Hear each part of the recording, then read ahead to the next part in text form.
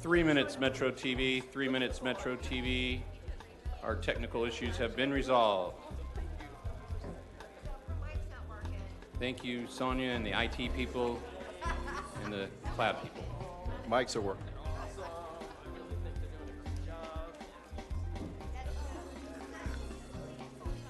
No, it's working.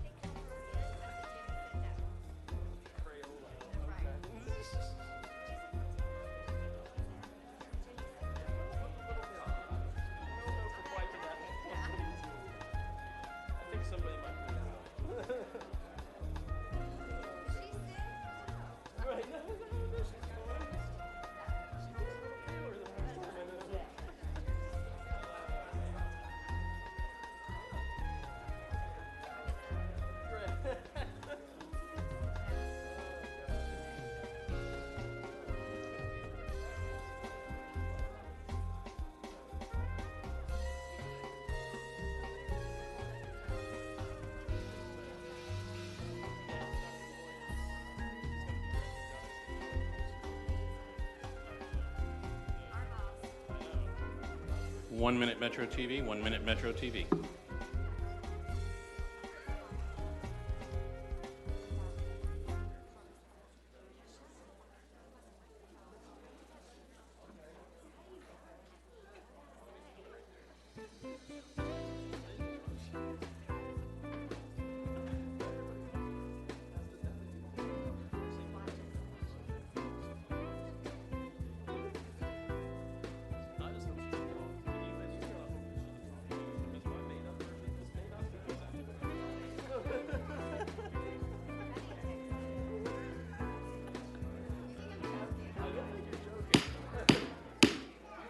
The regular Louisville Metro Council meeting of June the 9th, 2022 will please come to order. Please rise for the Pledge of Allegiance to the flag. I pledge allegiance to the flag of the United States of America and to the republic for which it stands, one nation, under God, indivisible, with liberty and justice for all.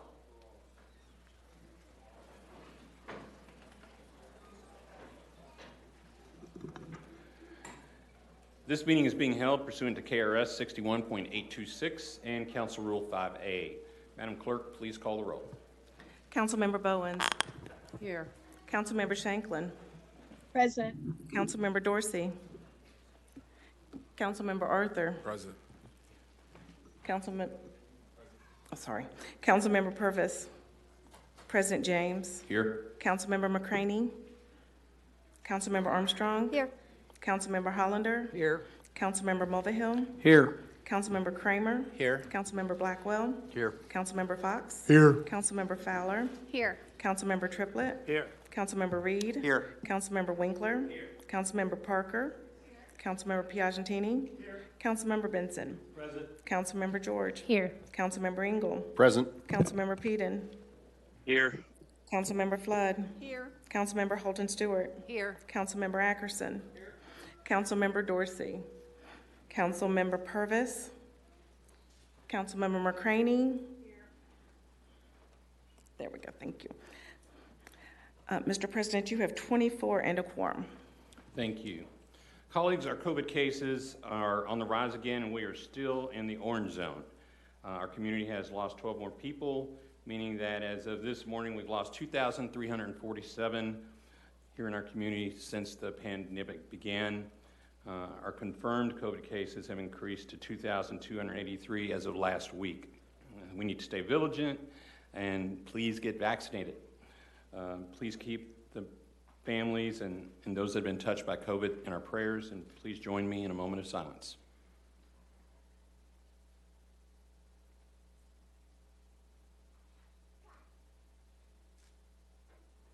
Thank you.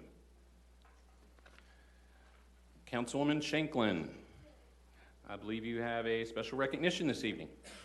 Thank you, Mr. President. I would like to invite Robin Hall and Michelle James down to the podium.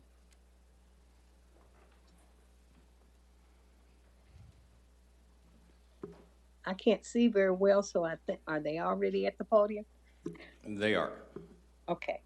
I want to honor Michelle and Robin for their ownership of the NTC. And I have Caleb there to read the proclamation. And after he reads the proclamation, I will give them the opportunity to say a few words. Thank you. Caleb, are you there?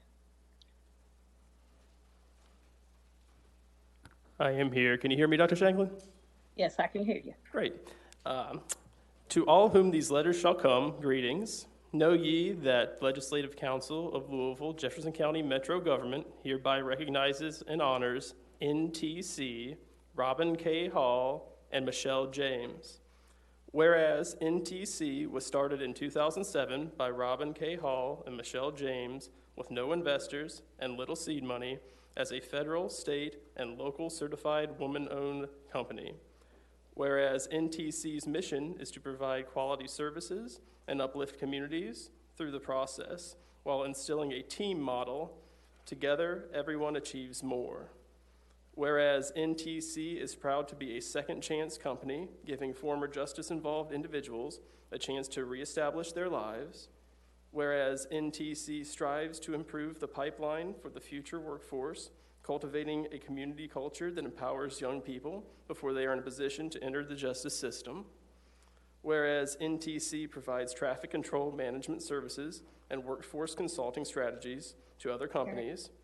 Whereas NTC, in conjunction with a local politician, regularly supports community programs by donating funds and warehouse storage space, particularly for the annual Christmas program. In celebration of this day, we hereby confer this honor with all the rights, privileges, and responsibilities thereunto appertaining. In testimony whereof we have caused these letters to be made, and the seal of the Louisville Jefferson County Metro Government to be hereunto affixed. Done in Louisville, Kentucky, this 9th day of June, 2022, Dr. Barbara E. Shanklin. Thank you. Thank you, Caleb. I just want to say that I met Michelle James, I guess about 20 years ago. When I first started, she worked across the street and we became friends. And of course I met Robin, but these two ladies, I just love the energy, the way they work, and everything about how they started their business and how they're working with the public and giving these people a second chance. So I want to give them the opportunity, but I have to say this too. There's so many times that Michelle is up and Robin too at 5 o'clock in the morning on their job working. That's what I love about them. It's the energy that they have. And so I wanted to give Michelle and Robin an opportunity to say a few words. And if you don't mind, if everyone's okay with it, they can say a few words. On behalf of my business partner, Michelle James, and myself, Robin Hall, we would like to thank Councilwoman Dr. Barbara Shanklin for this proclamation. Michelle and I love Louisville. We are a woman-owned small business committed to Louisville and will continue to give back to our city. Thank you, and we greatly appreciate this. Now, Michelle. First, I'd like to thank Councilwoman Dr. Barbara Shanklin for always being on the phone and answering my call. I love you. I also want to thank Miller Pipeline. Miller Pipeline gave me and Robin an opportunity where no other company would give us an opportunity. So thank you to Jess Woodruff and Miller Pipeline for believing in two women that had a dream. Thank you. Thank you, ladies. And I also want to thank Caleb for standing in for me. Thank you. Back to you, President. All right. Thank you, Dr. Shanklin. Councilman Winkler. Madam Clerk, would you let the record reflect that Councilman Winkler is taking the chair? So noted.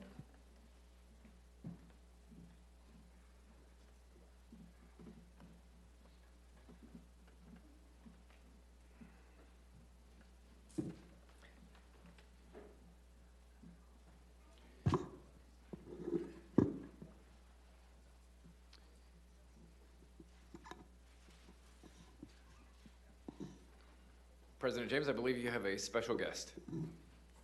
I do. Dr. Moyer. Oh, there you are. Yeah, I didn't recognize you all dressed up. Want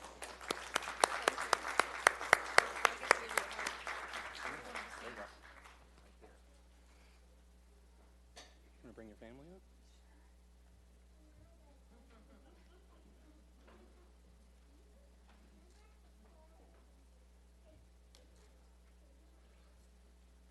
Okay. As you all may recognize, this is Dr. Moyer, and she's got her family with her today. And she's not here to talk to us about health stuff, but we're here to recognize all the work and commitment she has given to our city over the years, because she's leaving us to go to work for Humana. And we're going to miss you desperately. And so all 26 of us got together and got a proclamation for you for all the work and the relationships you've built throughout this entire community. And we just want to say thank you. So I'm going to let you hold that for a moment. You might have some helpers that might want to help you with that. There you go. And so we have this proclamation for you, and I'm going to read to you what it says.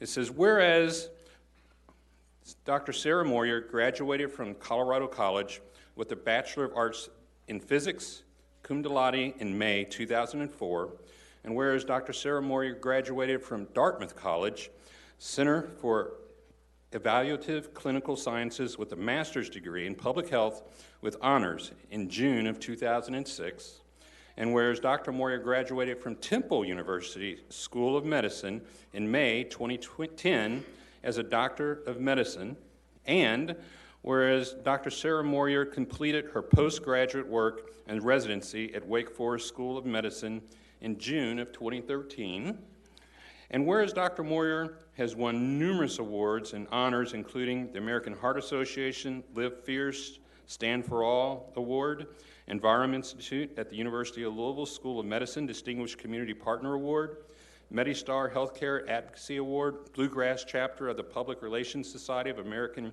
Communicator of the Year Award, Temple Alumni Award, and the Dartmouth Foundation's 40 Under 40 for Public Health. That's a lot. And whereas Dr. Moyer sat on several boards and committees, including President Biden's Transitions Team to Public Health Advisory Committee, National Health Leadership Council Special COVID-19 Advisory Council, Big Cities Health Coalition, and Commissioners Advisory Committee, Kentucky Department of Public Health. And whereas Dr. Moyer began her career with Louisville Metro Public Health and Wellness in January of 2015 as medical director, serving as interim director, and being appointed as director and chief health strategist in July of 2017. And whereas Dr. Moyer holds an appointment to the faculty of the University of Louisville School of Public Health and Information Sciences, and whereas over and above Dr. Moyer's outstanding educational achievements and voluminous awards, honors, and board appointments, she has used her status to uplift and spotlight health equity. And whereas with all of her accolades, she holds motherhood of James, Landon, Teddy, and Rosie. Rosie's home? All right. And a wife to Dr. Jed Moyer as her greatest achievements. We hereby confer this honor with all the rights, privileges, and responsibilities thereunto pertaining, in testimony whereof we have caused these letters to be made and the seal of Louisville Metro government to be hereunto affixed, done in the Commonwealth of Kentucky this 9th day of June, 2022. Congratulations. We love you.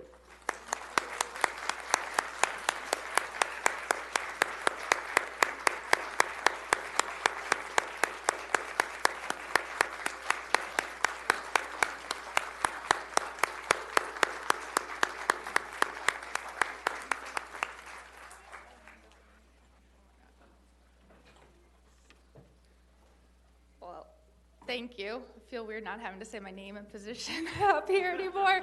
But so great to be here one last time, and it's truly honored. I need to add that to the list of accomplishments you guys highlighted there. But it's been such a joy to work with you all over the last, what has it been, 7.5 years. I've accomplished a lot, earning the City Health Gold Medal with all the policies that you guys joined with me to accomplish. Paid parental leave, tobacco, so many things. So wouldn't be here without you all. So thank you for the partnership. Thank you for being willing to have fun discussions on the phone about things that I was passionate about. Just really appreciate you all willing to look at the evidence and advice and to take our everything we had to say. And most importantly, I just wanted to one more time thank my family who gave a lot of my time, emotionally and time-wise, and then Rosie, because COVID is still here. Unfortunately, she's on quarantine because she can't get vaccinated yet, and someone in her class has COVID. But just thank all of them for seeing what Mommy does one time here, and appreciate their support, and thank you again. Thank you.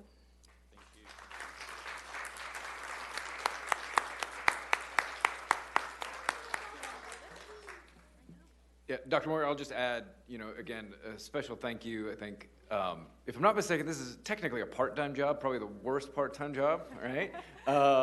But, I think you've led our city through a number of health crises, and want to also echo your thanks to your family, because I know the dedication that you've given our city comes at the expense, I'm sure, of time with your kids and with your husband.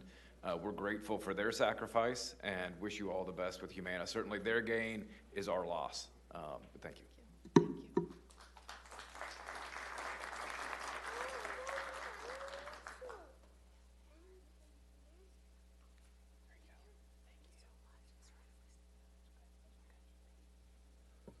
Oh, wait a minute. We got to take a picture.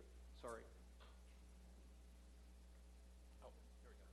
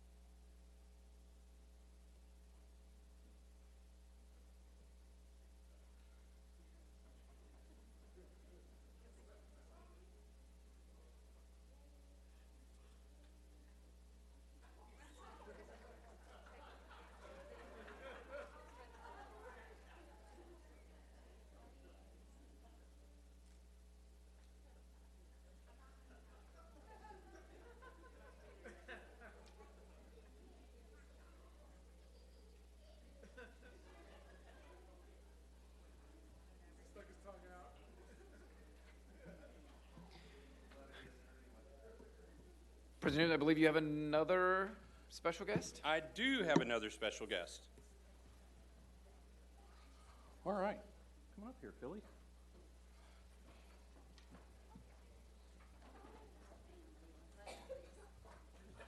Family.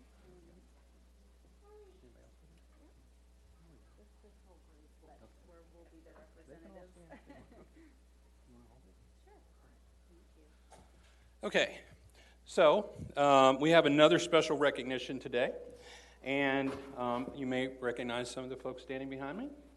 Judge Moore and Lenny. Lenny, here she is. I'm sorry. Joy. It's the mask. All right, here we go. So, we're here to pay homage and honor for a great citizen of the city of Louisville. Her name was Susan Meyer Moore. And I'm just going to read this proclamation. It's better than me trying to explain it. And it says, "To whom these letters shall come greetings, know ye which the Louisville Metro Council hereby honors and recognizes Susan Meyer Moore. Whereas Susan Meyer Moore was born on July the 6th, 1957, to Leonard William Jr. and Mary Lou Meyer, and his sister to Leonard William III, Thomas, Joyce, and Lenny. And whereas Susan attended St. Raphael and Assumption High School and earned her undergraduate and master's degree from the University of Louisville, and whereas Susan was dedicated to her students, devoting her time, talent, and boundless energy each day during her over 30-year teaching career at St. Martha in Indiana Bloom and Great House Shyrock Elementary. And whereas former students of Susan still repeat and live by the mantra she shared with them, quote, be quintessential. Susan was the embodiment of her mantra. She was the quintessential teacher, daughter, sister, mother, grandmother, philanthropist, and leader. In short, she led a life of passion, service, and greatness. And whereas Susan served on the board of directors for the Kentucky Derby Festival and served as the first and only two-term president of the civically minded women's group, the Phillies, Inc., leading them through an unprecedented COVID pandemic, and whereas Susan loved her community, raising over $1.5 million in support of various charities, including JDRF and Norton Children's Hospital, she was the inspiration for the Kids for Kids program and founder of Piggies for Preemies. And whereas much as Susan loved her students and her community, the undeniable love of her life was her daughter, Jessica. Judge Jessica. As much as she challenged Jessica, she sacrificed so Jessica could compete in local speech competitions and attend Sacred Heart Academy. Susan encouraged her to reach her full potential and was proud.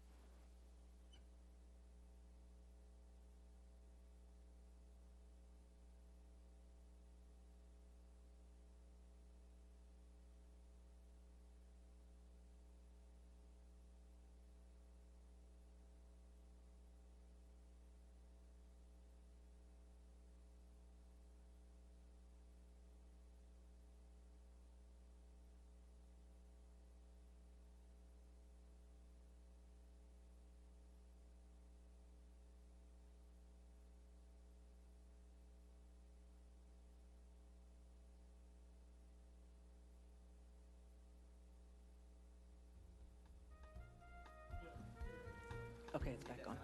Mine just came on. Testing. Okay, sorry. We're back. Are we back to broadcasting? Okay, thank you. Whereas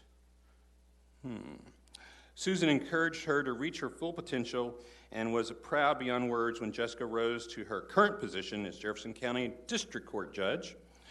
And close contenders for her heart are her grandchildren, Edwin and Scarlett, and whom she became drilling on with phonics and the alphabet the day they came home from the hospital. Whereas Susan Meyer Moore departed this world to claim her eternal reward on August the 1st, 2021, she leaves behind her parents, daughter, son-in-law, grandchildren, sisters, nieces, and nephews to carry on her work and cherish her memory. It is with overwhelming gratitude for all that Susan has done for this city that we hereby confer this honor with all the rights, privileges, and responsibilities thereunto pertaining, in testimony whereof we have caused the letters to be made and the seal of Louisville Metro Government to be hereunto affixed, done in the Commonwealth of Kentucky this 9th day of June, 2022, signed Louisville Metro Council. Thank you.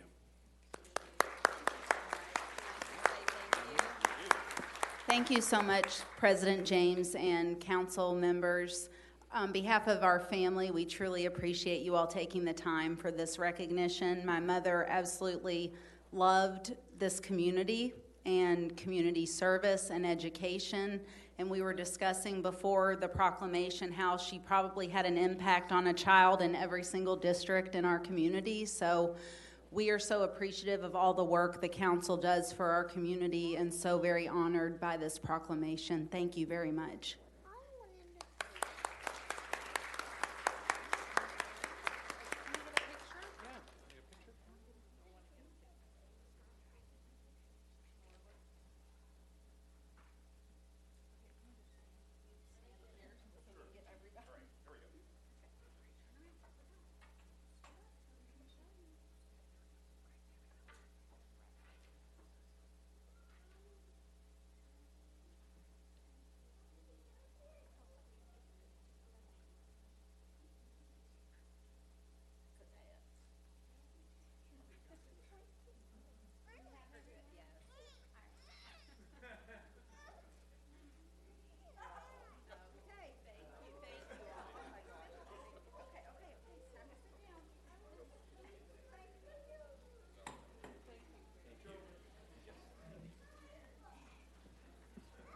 Madam Clerk, let the record reflect that I'm relinquishing the chair back to President James. So noted.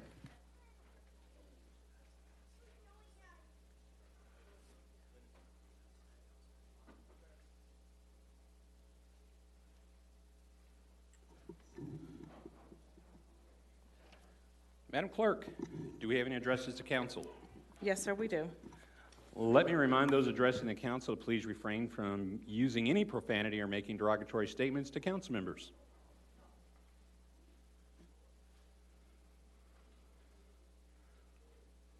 Madam Clerk, bring them forward.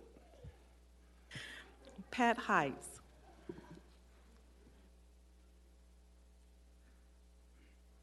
Those are going to be tough acts to follow. Hello, my name is Pat Heights. I live in Bill Hollander's district. First, I want to say thanks to Bill Hollander for his public service and hard work and enjoy retirement. Second, I want to thank Olivia, wherever she is, a Metro Council clerk who took my call, and she was outstanding. I became interested in this topic of Cherokee golf because I'm an active high school golf coach. I also do all the high school golf scheduling. Last year, Cherokee Golf Course was the second most used golf course for high school golf matches. Closing Cherokee will severely impact high school golf. One high school coach, Barry Bridges, has started an online petition that has nearly 500 signatures to keep Cherokee Golf Course open and not repurpose it. I'm here to support Councilwoman Fowler's amendments on golf management. I'm also in favor of keeping Cherokee Golf Course open, and what it strongly needs is a hard-working, passionate go-getter to manage it. This is not the time to close any golf course, with Top Golf opening soon and the PGA coming to Valhalla in 2024. There are 122 parks, 18 are Olmsted design, and over 13,000 acres in Metro Louisville. What bothers me greatly is that there are over 700 acres in Cherokee and Seneca parks, both Olmsted design, adjacent to this golf course with plenty of walking trails. Why does this golf course, with 56 acres, need to be converted into more walking trails by Olmsted? Land for Cherokee Park was purchased in 1891. Golf was first played at Cherokee Golf Course in 1895. The United States Golf Association was founded in 1894 by 5 of the earliest golf courses built in America from 1891 through 1894. Cherokee is easily one of the oldest golf courses in America. Please don't close it. It is called Louisville Parks and Recreation, and I want to emphasize recreation. It is recreational activities that brings our community together. At both public forums, many golfers spoke of the bonding that occurred within their family by playing at Cherokee Golf Course. You cannot put a price on that. One person from Smoketown asked for an outreach program to get their youth involved in golf. Like this, there are many opportunities to expand Cherokee Golf Course use. Thomas Jefferson, whose statue is in front of this building, said, "Honesty is the first chapter in the book of wisdom." As a retired CPA, auditor, and analyst all my life, or bean counter as my dad called me, I find it very disturbing that at no public forum was there ever any presentation of Cherokee golf history, financial statements, the number of rounds played, or daily operations. In addition, there was no discussion of deferred maintenance projects. I have subsequently obtained financial information showing Cherokee Golf Course with a $60,000 profit in 2021, a $38,000 profit for 10 months ended April 30th, 2022, and from 2017 to 2020, Cherokee Golf Course losses were only 14% of all golf course losses reported, 14%. Cherokee Golf Course is historical. It has maintained operation through world wars, depressions, recessions, floods, civil unrest, and pandemics. It should and must be preserved. As former Louisvillian Thomas Edison said, if there's a way to do it better, find it. Thank you for your consideration. Thank you. James Kaiser.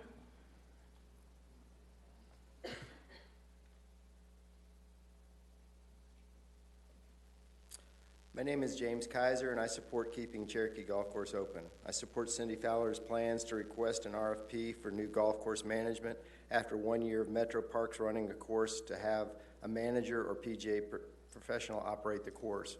I attended both public forums, and after these forums, a loose-knit group of concerned golfers and supporters to save Cherokee Golf Course started to assemble and organize. Our plan is to formalize and work with new management team at Cherokee Golf Course to ensure it becomes more used and better financed. Through efforts to assist in creating golf leagues, charity scrambles, outreach programs to introduce youth to golf, and hosting youth events and tournaments. Soliciting donors and sponsors will be a major focus. This alignment with golf course has never been done in Louisville before, but it will ensure Cherokee's financial success. Cherokee provides access to golf. As the most central course in the metro area, Cherokee has unique culture that started in 1895 and is one of the oldest golf courses in America. Hickory golf tournaments that were played back in 1895 to 1930 at Cherokee moving forward could bring many events to Cherokee Golf Course, as several Hickory tournament organizers will host tournaments at Cherokee once they know it's not closing. Thousands have expressed interest in playing Hickory golf at Cherokee with friends and family because of the history of the course and, quite frankly, because of the Bourbon Trail. Imagine that. Cherokee Golf Course is one of the first integrated sporting venues in Louisville and is great for people who don't have time or money. Cherokee is perfect for our youth, high school, and middle school golf teams, junior golf tours, new golfers, experienced golfers, and our senior golfers. Bottom line, Cherokee is fun to play. The importance of access to golf came across loud and clear by most all Metro Council members at the June 7th meeting. Golf has many unique benefits for those who play or watch the sport: strategy, patience, and honesty. Golf also teaches skill sets such as math, science, nature, social skills. Golfers tend to learn how to engage and enjoy others. Golf encourages healthy competition, and it's good for your health. The benefits are unlimited for folks that play golf. In fact, golf is a game that many, like Justin Thomas and Tiger Woods and myself, started as soon as we could walk. And for many, the only sport you can play as you age. The social benefits of golf are unlimited and give many seniors the will to keep on going. Golf is tremendous for charities and raising money. Over $1 million have been raised in 127 years at Cherokee for charities. One example of charitable giving is the PGA Tour. This just shows how powerful golf can be. The PGA Tour gives more money to charity every year than the NFL, NBA, Major League Baseball, and National Hockey League, all combined. In closing, I ask to please keep Cherokee open and to let the tradition since 1895 continue. Cindy Fowler's amendment should be voted and approved by this Metro Council because it's the best thing to do for our city and keeps access to golf for everyone in Louisville, Kentucky. Thank you very much. Thank you. Brian Sellers.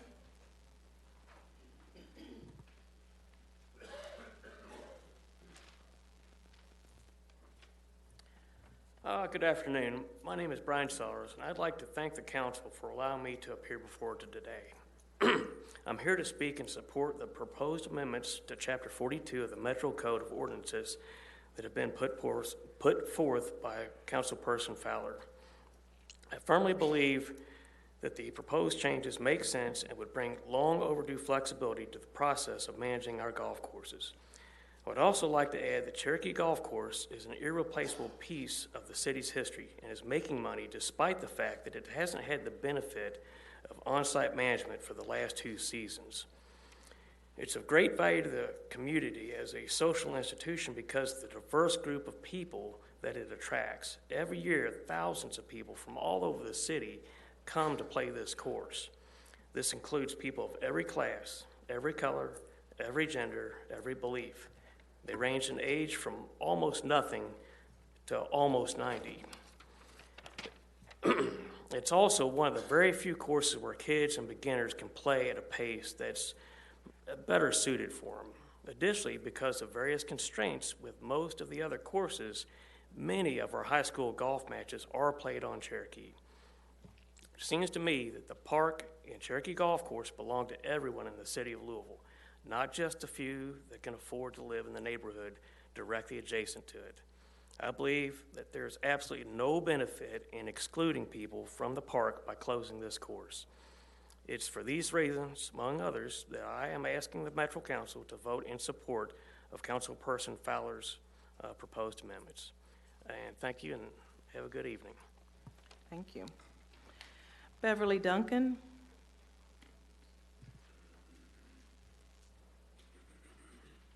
Good evening. My name is Beverly Duncan. I live in District 21, and I'm a member of Jeff Street Baptist Community, which is located in District 4. and as a member of CLOUT. I serve on CLOUT's Affordable Housing Committee as well as the Crime and Violence Committee. We are here tonight representing the hundreds of members of CLOUT and tens of thousands of members of our community who are impacted by both of these problems. Too many people in our community are living in fear. 72,000 families live in constant fear of the day that their rent or mortgage is due because our city's housing shortage forces them to pay more than they can afford. And thousands are being traumatized daily by the gun violence in our city. Last year, more than 700 members of our community were shot. But they aren't the only ones who are traumatized. Their family, their friends, their neighbors, whole neighborhoods are traumatized by this problem. And just like with housing, no one is more deeply or negatively impacted than children. Both of these problems need financial investment in the present to create a better future. Both require our long-term commitment as a city. The Louisville Affordable Housing Trust Fund needs another year of full funding, and even more so, still needs a dedicated funding source. Because if we want our city to grow, our supply of decent, safe, affordable housing must grow as well. We're also here to say that the Office of Safe and Healthy Neighborhoods needs full funding, not just this year, but for years to come, in order to keep building the relationships and programs needed to address the gun violence crisis we are living in now. The priorities we set today, the priorities we set in this year's budget will have very real, tangible impacts, either helping or hurting people in our community, not only this year, but for generations to come. As always, our budget reflects our values. And this year of all years, it must reflect what we value for our children and our grandchildren and for all of us. So that's why we are asking you to fully fund the Office of Safe and Healthy Neighborhoods and to fund the Affordable Housing Trust Fund at $10 million or more until everyone in every neighborhood is free from violence and can feel safe and secure in their homes. Thank you. Thank you. Christy Swan. Good evening, all Metro Council members. I want to thank the CLAP representative because she expressed a lot of the things and sentiments that I'm here, that I'm virtually speaking to you all on and my concerns. I live in the Park Duval area, District 1. I want to thank my former district person, Jessica Green, who was wonderful. And I also want to thank our police department and fire department division who keeps our part of this area very safe. But however, I'm here to speak to you all as a mother, a former special education JCPS teacher, a grandmother, and just a Louisville citizen who is very, very outraged and concerned about the gun violence and the gang violence. And I am pleading with you all. My son was the only person to get killed Derby night, which just so happened to fall on Mother's Day, whichever you want to say it happened, but by mass gunmen. I am seeing this trend as I drive. I never in a time, and I have grandchildren entering high school, and I left JCPS, early medical resignation in 2018. Worked the high schools, left the alternative high schools, know clearly the violence, the gangs, and everything that's going on. And never have I ever been more afraid in my own community and traveling around the West End, the South End, and a lot of different parts in Louisville and areas that I've never felt unsafe. And I'm like, surely we've got to do something about it. But I want to make this clear. This is not when I talk about these masks, because I am seeing children as young as 4th and 5th graders, and it is the summertime and the weather is hot, wearing full face mask, full face ski mask. There is no reason at a time when we are having unprecedented gun violence in our country, when people are going into schools and killing babies, and law enforcement jobs are already harder, that anyone should be wanting to walk around and be allowed to go to a small or large public gathering, or even walking around the streets in daytime, evening or night, with a full face ski mask on. Because all that, for the kids, I think is very dangerous, because if they're not in gang activity and they're not up to mischief, it could be mistaken identity and they could be killed. For everyone else, it makes you feel very unsafe, because you don't know what that person is going to do. And we all have a right to feel safe. We all should feel safe in our community. And this fashion trend, and I know some people may not agree with it, but it is not a good fashion trend for our city. And I am by no means talking about women with hijabs, because their face, you can see it.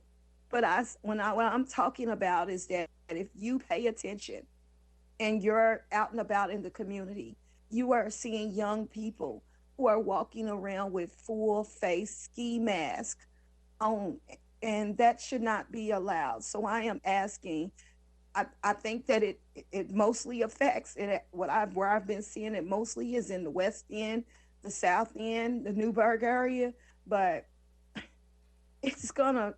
I'm sure that Fern Creek and the other areas, because I was a school teacher, and I know that, this gun and gang violence has spread all throughout the community, and it needs to stop. But I'm asking any of the council members to sponsor a bill that will ban full face masks. We have to wear a mask that covers our mouth and nose for medical reasons to protect us from COVID. But as far as our everything else being covered up, but your eyes, no, that's dangerous. And that makes the rest of the community feel unsafe, and no one should feel unsafe. And also, Ms. I Swan? just can't. Ms. Swan? Yes. I'm sorry, so sorry for your loss, but your time's expired. Okay, thank you, sir. Thank you. Thank you. Wanda Trimble?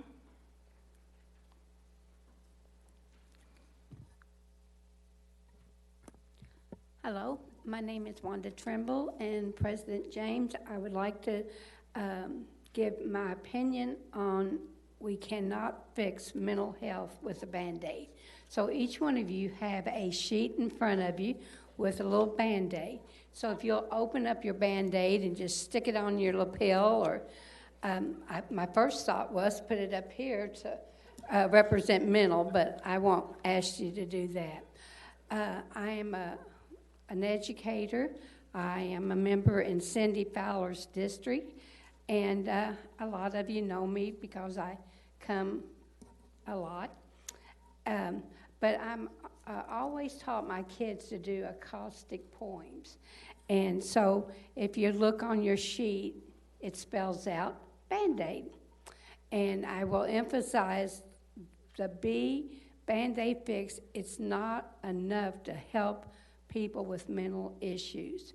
A 3 to a 7 day stay in a facility is not enough to even see if the medicine works for a mental patient. And just listening to the speakers tonight, how much this ties in to what part of our problem is in our society, that we are not meeting the needs of patients that have mental conditions. All mental patients need help from doctors, not the person that's taken the information. The doctors are not even there when a patient goes in and they have an assessment So it's a third party. And we used to play a little game in the classroom. We would have a note that would start with maybe Anthony over here, and by the time it got over to Mark, it wasn't nothing like it started out to be. And I think that's partly when you have third-party interpretations of what my problem or anybody's problem is on that. And no one should be left alone to deal with mental issues. It's like being with a person that is like a stick of dynamite. You don't know when they are going to explode. And the D in Band-Aid represents doctors need to be more on board. They need to be present. When observations, patients need to be present when information is presented to the doctor by a third party. They're not even there. You know, it's like the interpreter takes the information to the doctor, and then the patient's outside in a waiting room or something, waiting to be seen. Is that my time? Can I finish? No? All right. Just read over it, and what I'm asking each of my council members to do is just think about our people are falling through the cracks of our system, and we just need to fix that crack there and to help our people that have mental issues.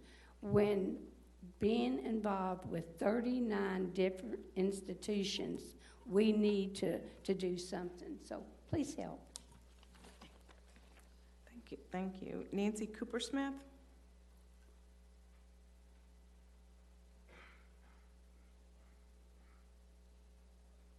Ma'am, are you there?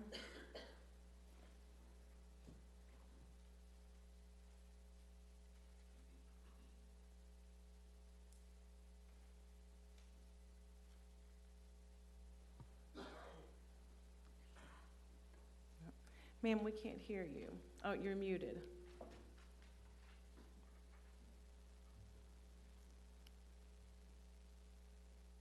We cannot hear you, ma'am.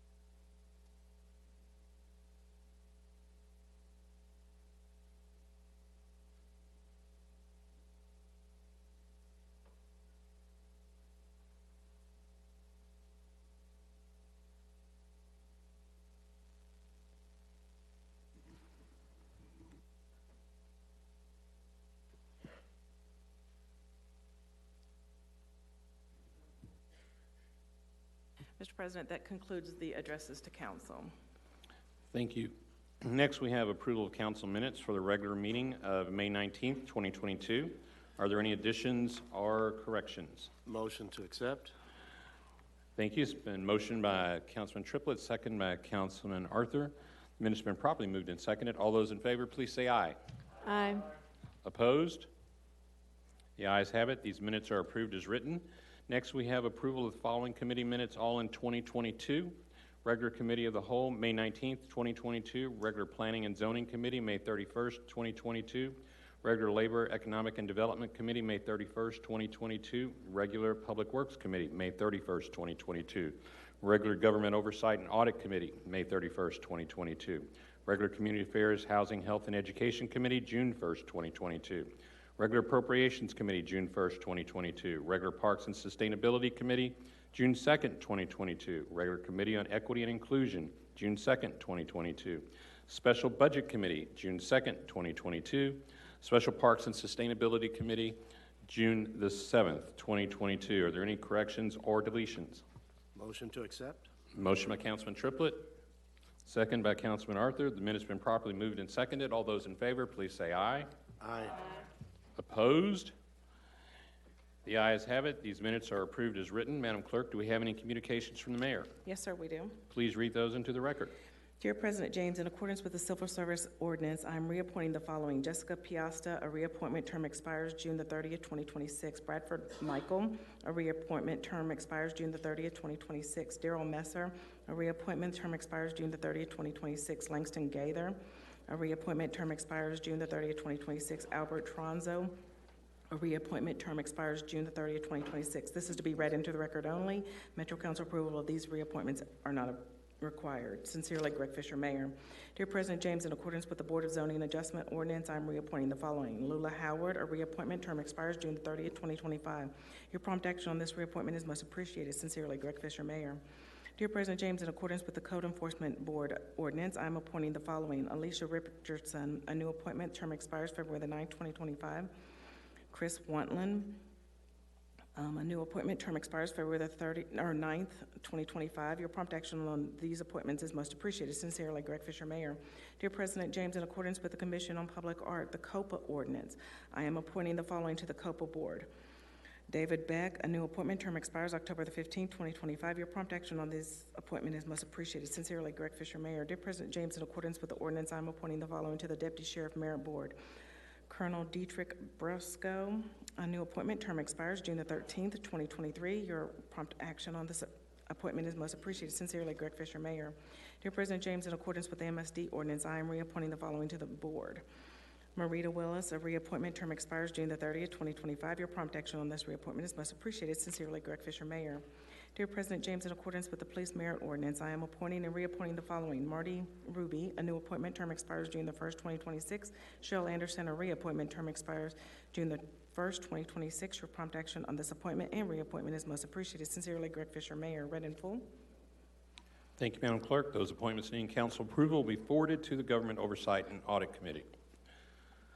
Our next item is a notice of proposed amendment to Metro Council rules in accordance with Rule 1.01.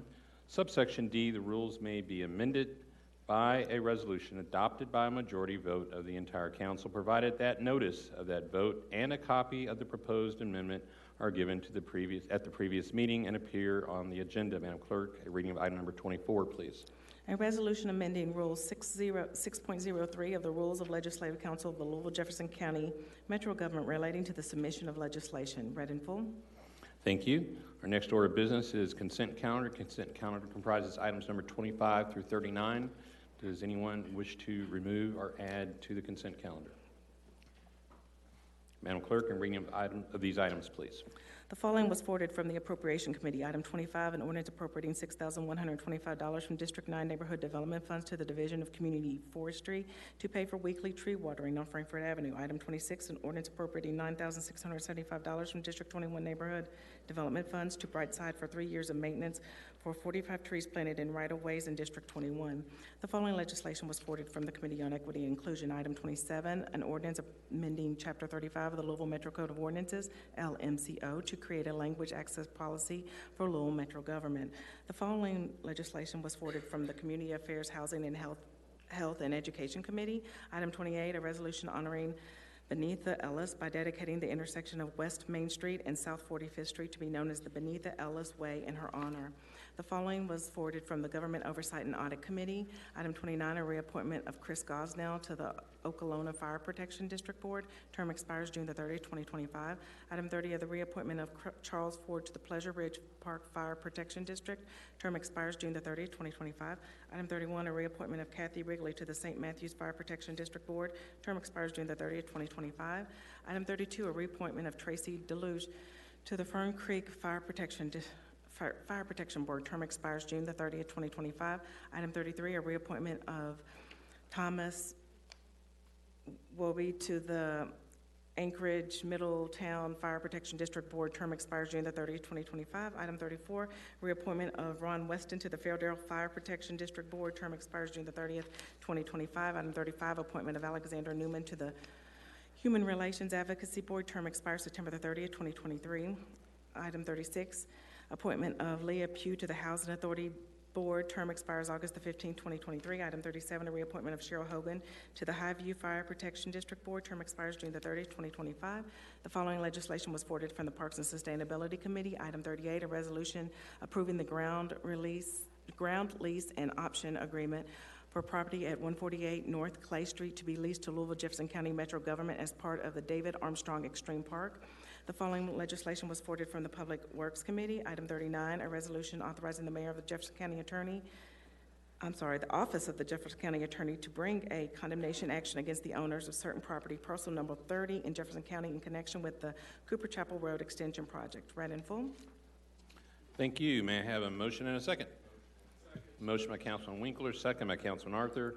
The consent calendar has been properly moved and seconded, requiring a roll call vote. Madam Clerk, will you please open the roll for those voting in chambers?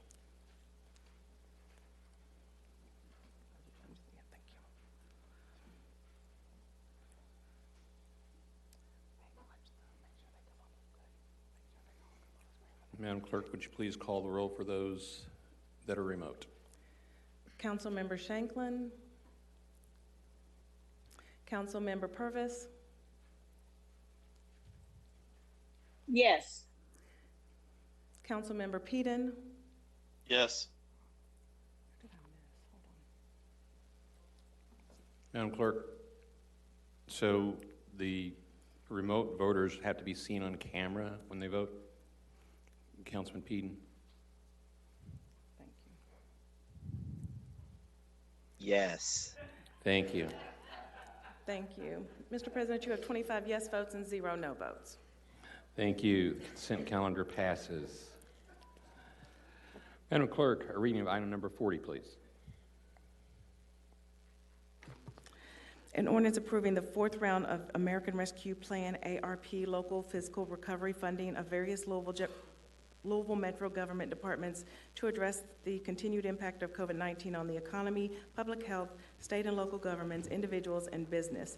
Amendment by substitution, read in full. Thank you. May I have a motion and a second? Motion. Motion. Motion by Councilman Triplett, second by Councilman Arthur. Is there any discussion? Councilman Hollander. Thank you, Mr. President. This is the fourth round of American Rescue Plan funding. The appropriated funds would be $73,249,400, which would leave $67 million unappropriated. There are proposals here which have come out of 3 different work groups. Every proposal has been reviewed by a work group, either the Workforce Development Work Group, the Healthy Louisville Healthy Neighborhoods Work Group, or the Public Safety Work Group.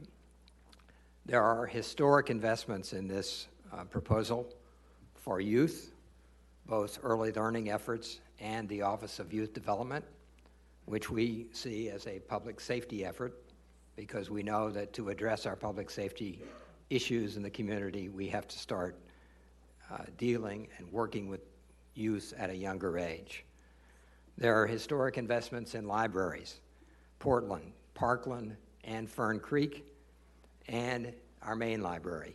One of the things we've done really well in this community in the last few years is build 3 great world-class regional libraries. This will work on our main library, which is the regional library for downtown. There are historic investments in our environment, cleaning up a brownfield and a polluted pond in one of our parks. There are major investments in parks, from Iroquois to Berrytown, and in our swimming pools. There are funds for public health and wellness to continue addressing COVID, and there are funds for broadband for unserved areas in Councilman Benson's district and other places, and underserved areas in the county. And there's more. I would urge your approval for this. I want to thank everybody who's worked on one of the work groups to get us to this point. There's still more work to be done. Fortunately, there are more funds available, but I do think that what we have done with this round and with previous rounds is begin to address some things that we've always wanted to do in this community but haven't had the funds to do.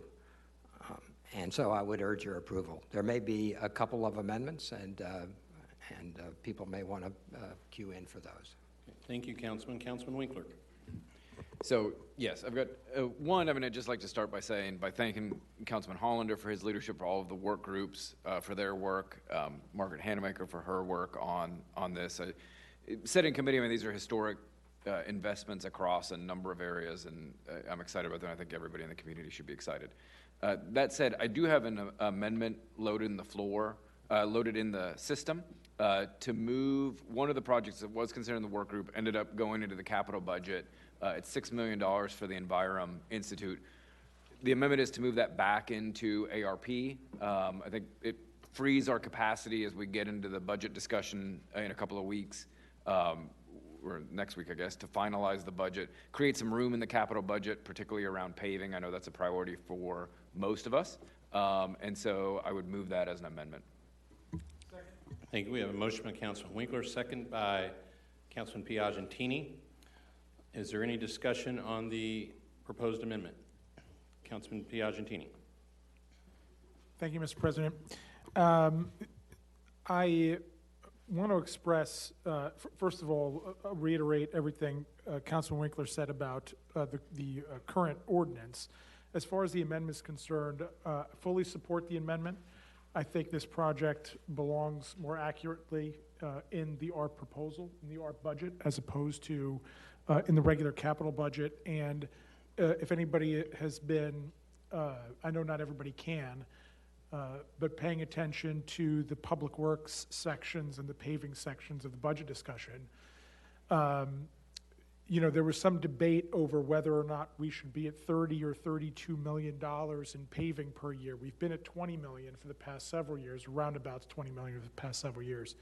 And we thought that was enough to catch up in about a 10-year period, and that was estimated about 7 years ago.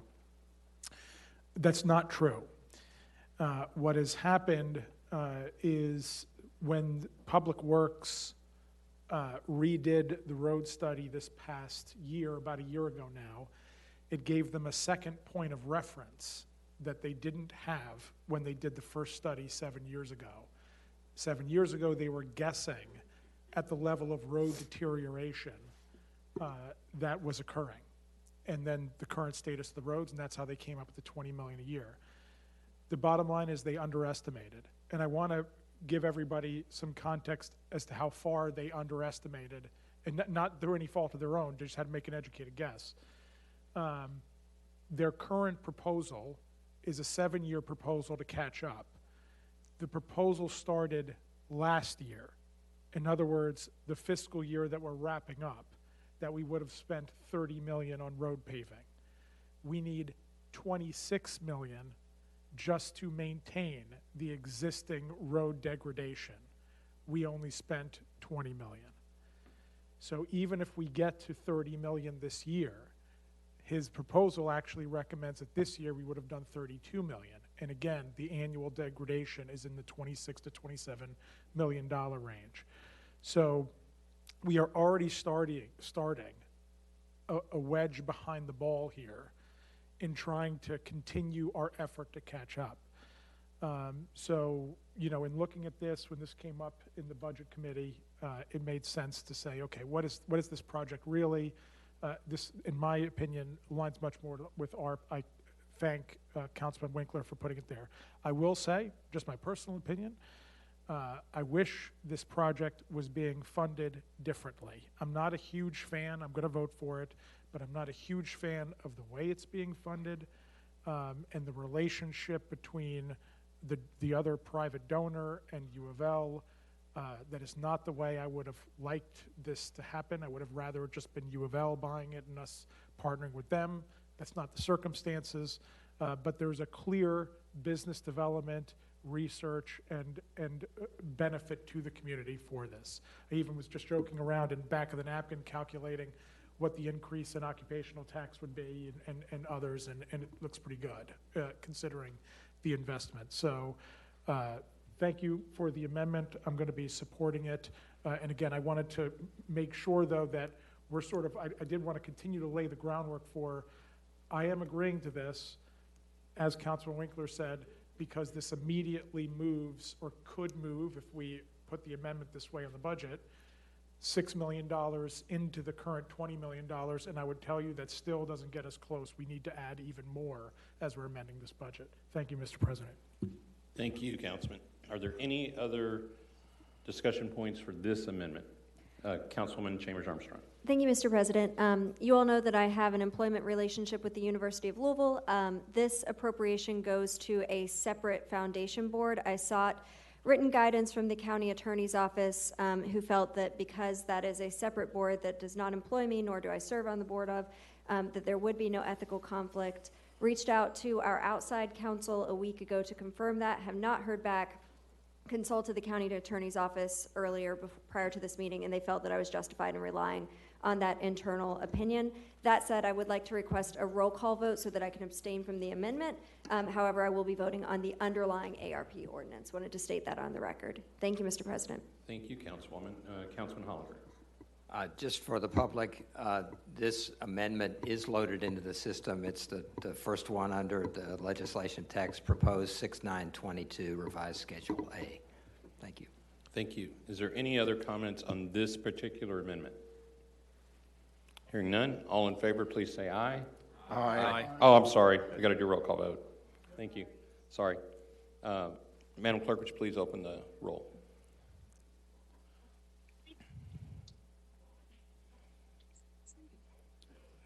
Madam Clerk, would you please call the roll for those that are not in chambers?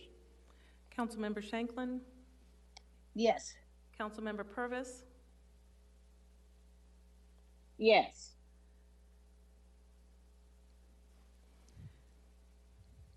Councilmember Reed? Stand by. Councilwoman Winkler and Reed. Councilman Reed and Councilman Parker. You're not registered on your vote. And Councilmember Peden? Yes. Mr. President, you have 25 yes votes and 1 abstention. Okay, thank you. The amendment passes. Councilwoman Winkler, were you finished? Okay, thank you. Councilwoman George. Thank you, President. And I have an amendment to make, and I don't believe it's loaded into this system. I know the county attorney, Holly Hopkins, sent that out by email. I'm not sure that folks were able to open the attachment. But I want to start by saying that I've heard words like historic and transformative used to describe the level of art funding that's being made in our city. And I think for many areas in Metro, that promise is being delivered. Unfortunately, that potential is not seen in this 4th round in relation to our South Louisville neighborhoods, where there's a disproportionate number of qualified census tracts and disparate health outcomes. When you look down the project description list and the corresponding proposals, you'll see no direct investment in South Louisville outside of a $500,000 allotment for tennis courts at Iroquois Park that was recommended without engagement from Friends of Iroquois or existing park users. The larger community project proposals do not have defined geographic areas of focus, and at last week's budget meeting, it was clear descriptions were not felt in the implementation plans, or not considered in the implementation plans. So with that, I'd like to make an amendment for funding to address vacant and abandoned properties for at-risk communities in South Central Louisville, qualified census tracts, within a 1-mile radius of an interstate exit ramp, specific to neighborhoods Beachmont, Hazelwood, Jacobs, Lucky Horseshoe, Oakdale, East Oral, Old Louisville, Taylor Berry, and Wilder Park neighborhoods. This would be for $750,000 to be sent to Develop Louisville to expand Metro's ability to pursue foreclosures. This offers the opportunity to invest in South Louisville neighborhoods that are afflicted by environmental injustice. And there's a full body of research about the correlation between vacant properties and negative health outcomes. On May the 26th, at the budget hearing for Develop Louisville, we heard that there's an estimated 2,000 abandoned properties, and with a current budget allocation that touches less than 5% of those. We also heard during that same hearing that Develop Louisville uses a strategy to maximize investments by concentrating those allocations to neighborhoods mentioned in the RKG report, that is a good strategy for the city. But it fundamentally leaves out certain neighborhoods. Areas that with just a bit of investment could have a transformative impact, since we know addressing vacant properties is fundamental to healthy neighborhoods. So with that, I appreciate consideration of the amendment. Thank you. Was that in the form of a motion? In the form of a motion. Thank you. Second. We have a second by Councilman Triplett. Is there any discussion upon the amendment offered by Councilman George, Councilman Winkler? I'm sorry. Councilman Fowler, you were first. Thank you. Thank you, Mr. President. So I sat on the Healthy Neighborhood ARP Committee, and we worked long and hard on the process of vetting many different proposals, and most all were worthy of proposals. And while I support and agree with Councilwoman George's concern about the lack of funding in the South End and Southwest areas from ARP funding, I have major concerns myself because we had a process, and the process was, you know, if you had something you wanted to include on that, in that committee, then, you know, it should have been brought forth, or maybe you should have asked to be on the committee. But we have round 5 coming up in the fall, and I feel like that we really need to stick to the process that we have used over the last 6 months. And because I think if we don't, we're setting a precedence, and it's going to become a free-for-all. I really think that you know, there were many things, and I could go into a birthing center at St. Mary's and Elizabeth Hospital for the South End. You can't birth a baby on the west side of I-65 unless you do it in your home. And the Harbor House intergenerational programming and their infrastructure, the Southwest Veterans Housing, centrally located aquatic center, all of those were before us, and you know, they didn't get approved. So while I understand what Councilwoman George is trying to do and agree wholeheartedly, I just feel like that this is something we should address in the process that we have been using all along, and address this in round 5. And I would appreciate your support. Thank you. Thank you, Councilwoman. Okay, Council, I got it. Any other comments on this particular amendment? Councilman George. Thank you, President. Just wanted to respond by saying I appreciate all the hard work from the work groups, and recognize that there are a lot of difficult decisions in this. But I also want to say that we clearly have a breakdown in that process, which is why these come before us as a legislative body. And so while I hear all the piece about folks should have been part of the work group, there's a reality, which is we're the system of checks here as part of the legislative body, and that is to say, we've identified there's a breakdown. Councilwoman Fowler, you know, acknowledges that there's a gap here, and this is the opportunity to infuse a bit of investment that, again, demonstrates a commitment to our entire city. Thank you. Thank you, Councilwoman. Any further discussion on this proposed amendment? Hearing none, all those in favor say aye. Aye. All opposed? All opposed? No. All right. Madam Clerk, please open the roll.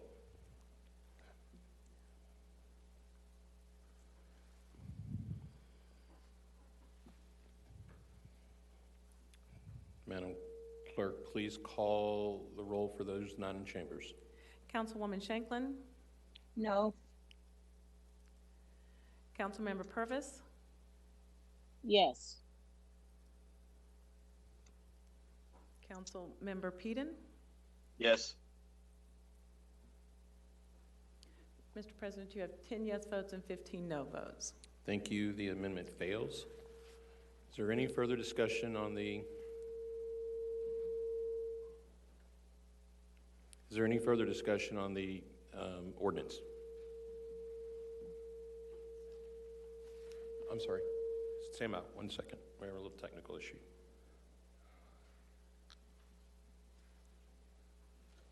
Councilman Benson. Thank you, Mr. President. This is, for me, like Councilman Hollander said, that this makes a big deal in my district, and people have internet, and be able to have this. And my aide, Angela, worked so hard we've worked on it for 10 years, and this is a blessing for us. And I know all the people in my area, everybody thinks automatically that internet is okay, but if you don't have it, it's a big deal. So thanks so much. Thank you, Councilman. Councilwoman Chambers Armstrong. Thank you, Mr. President. I just wanted to acknowledge the historic nature of the early learning money that's included in this proposal. It is the first time that our city has ever systematically invested in children under the age of 5 in this way. It is something that is historic. I hope it's a first step that we can build on, and I hope that it is something that will impact every district in our community. Thank you. Thank you, Councilwoman. Councilwoman Fowler. Thank you, Mr. President. I want to just make sure that people understand that the investment is being made in our city pools in this funding, and Norton Pool and Algonquin Pool will have a remake in the same footprint. It's going to be a wonderful thing, and I'm excited and can't wait to see that outcome. So thank you. Thank you, Councilwoman. Any further discussion? Hearing none, this is an ordinance requiring roll call. Councilwoman Flood. Thank you, Mr. President. I would just like to iterate that for those of us who aren't on any of the ARP committees, that you've heard some of your colleagues speak loud and clear about the need for foreclosures out in the South End. I will tell you that I have been on the Metro Council since merger began. There was one attempt to foreclose on one piece of property in my district recently, and the only reason it was attempted to foreclose on was because of the amount of liens owed to the city. That was the only time in my entire terms here that anything was ever tried to be foreclosed on. So please take that into consideration when you go back to the board in, in the fall, that this is an issue in other parts of the city too. Thank you. Thank you, Councilwoman. Is there any further discussion? Hearing none, Madam Clerk, please call the roll. Or open the roll.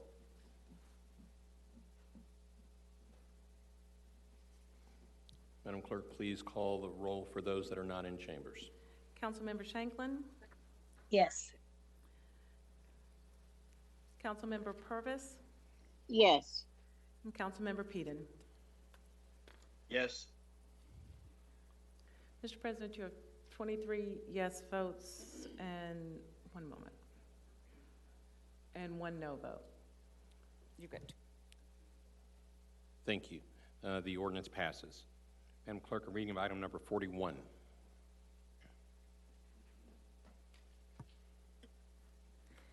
An ordinance amending Chapter 42 of the Louisville Jefferson County Metro Code of Ordinances, LMCO, to permit a manager to manage 9 hole courses and to require a request for proposal for any golf course managed by the Metro government for longer than 1 year. As amended, read in full.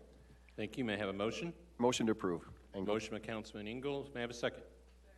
Second by Councilwoman McCraney. The ordinance is before us. If there's any discussion, Councilwoman Fowler. Thank you, Mr. President. Cherokee Golf Course did not get any takers on the first, in 2019 when the 9 courses were put out for bid. None of the 9 hole courses got any viable bids and to run the course as a golf course.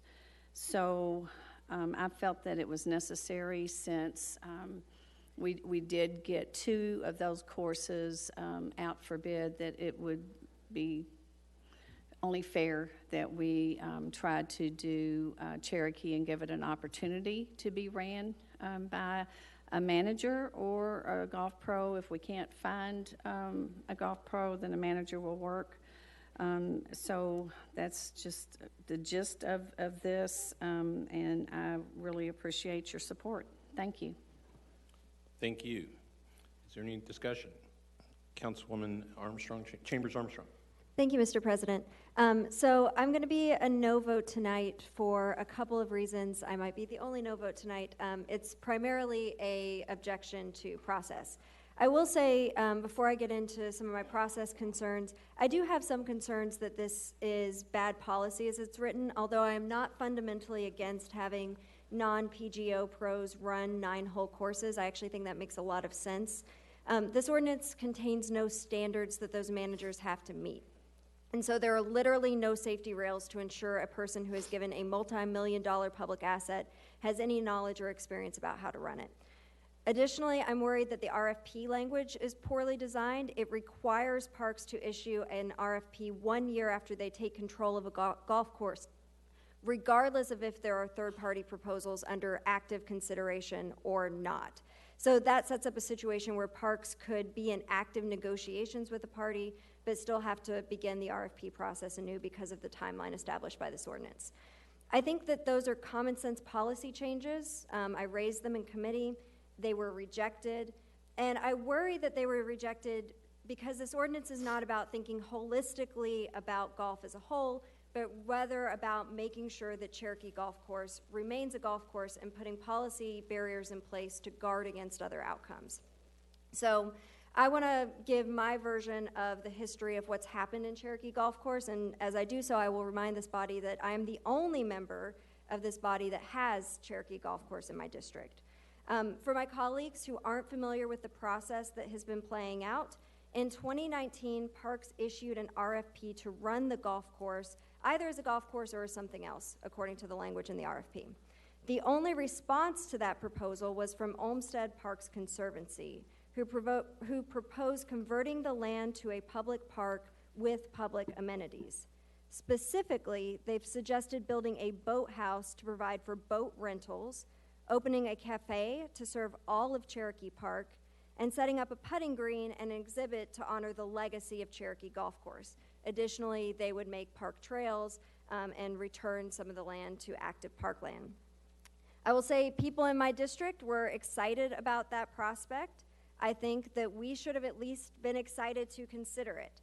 An organization was proposing investing millions of dollars to create an open to the public amenity that everyone could enjoy. So instead of investing $1.1 million in deferred maintenance to maintain a golf course with 2 other public golf courses within 3 miles, we could have built something different at no cost to the taxpayers, something worth considering. I want to give you all some numbers about Cherokee Golf Course, just so you can see why the public was so interested in these different types of amenities. The golf course is 54 acres. It had 11,413 rounds of golf played last year. I understand that's a record. That equates to 211 people per acre per day, or less than 1 person per acre per day using the golf course. In contrast, Cherokee Park saw 1.5 million visitors, which over its 389 acres rounds out to 3,856 people per acre per year. That is 18 times more the usage. Anyone who is familiar, like me, with Cherokee Park, run past the golf course every day, run through the park itself every day, will tell you that the park is well utilized, possibly overutilized. The golf course, in contrast, is used by a smaller number of people, and a lot of people will tell you they like it precisely because it is not as busy. It doesn't require a tee time. Fewer people use it. Although talks about accepting the proposal were put on hold because of COVID, they began to move forward earlier this year. As required by the ordinance passed by this body, and I want to say Parks was very upfront about the process they were launching, Parks posted public notice and hosted 2 very well-attended community meetings. I wasn't surprised when at the community meetings, the majority of people spoke in favor of the Olmsted proposal, although I will acknowledge that it was closely split. Parks gathered extensive information and submitted it to council with the recommendation that we repurpose the golf course, and they requested that this body vote on that recommendation. I knew that the debate about whether to close that golf course would be a tough one for this body to wrestle with, but I believed that we could have that conversation in a straightforward and honest manner.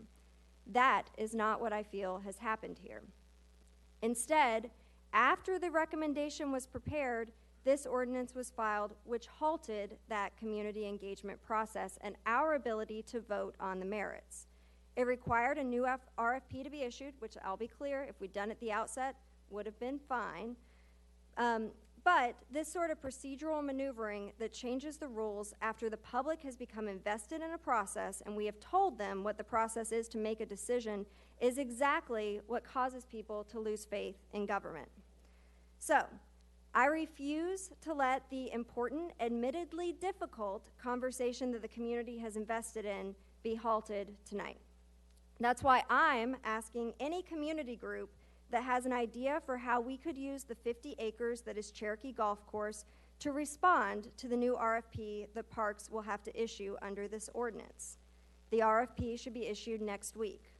Submit your ideas, your visions, post them publicly, ask the community for feedback. Tell us what you can do to meet the needs of the public with this land. Then, we on council can have a fully informed conversation about what those options are. Maybe we decide that it remains a golf course. Maybe it is repurposed for some other public need. But regardless, the conversation should not end tonight. Thank you, Mr. President. Thank you, Councilwoman. And I would ask my colleagues to please make sure your phones are on silent. Councilwoman George. Thank you, President. I want to say on the front end, I do not disagree with the proposal here as it relates to having someone who is experienced and, of course, manage a nine-hole course. I think that makes good sense. I think Councilman Fox did a good job at delineating why that's different for courses that don't have driving ranges. And so I think that's important. I think the other piece that I do hear is that there should be some time component upon which Parks is called to act in the way of an RFP. I think what I'm struggling with here and what I'm trying to understand, and maybe someone can answer this question for me, is at what point are we able to revisit the use of an asset?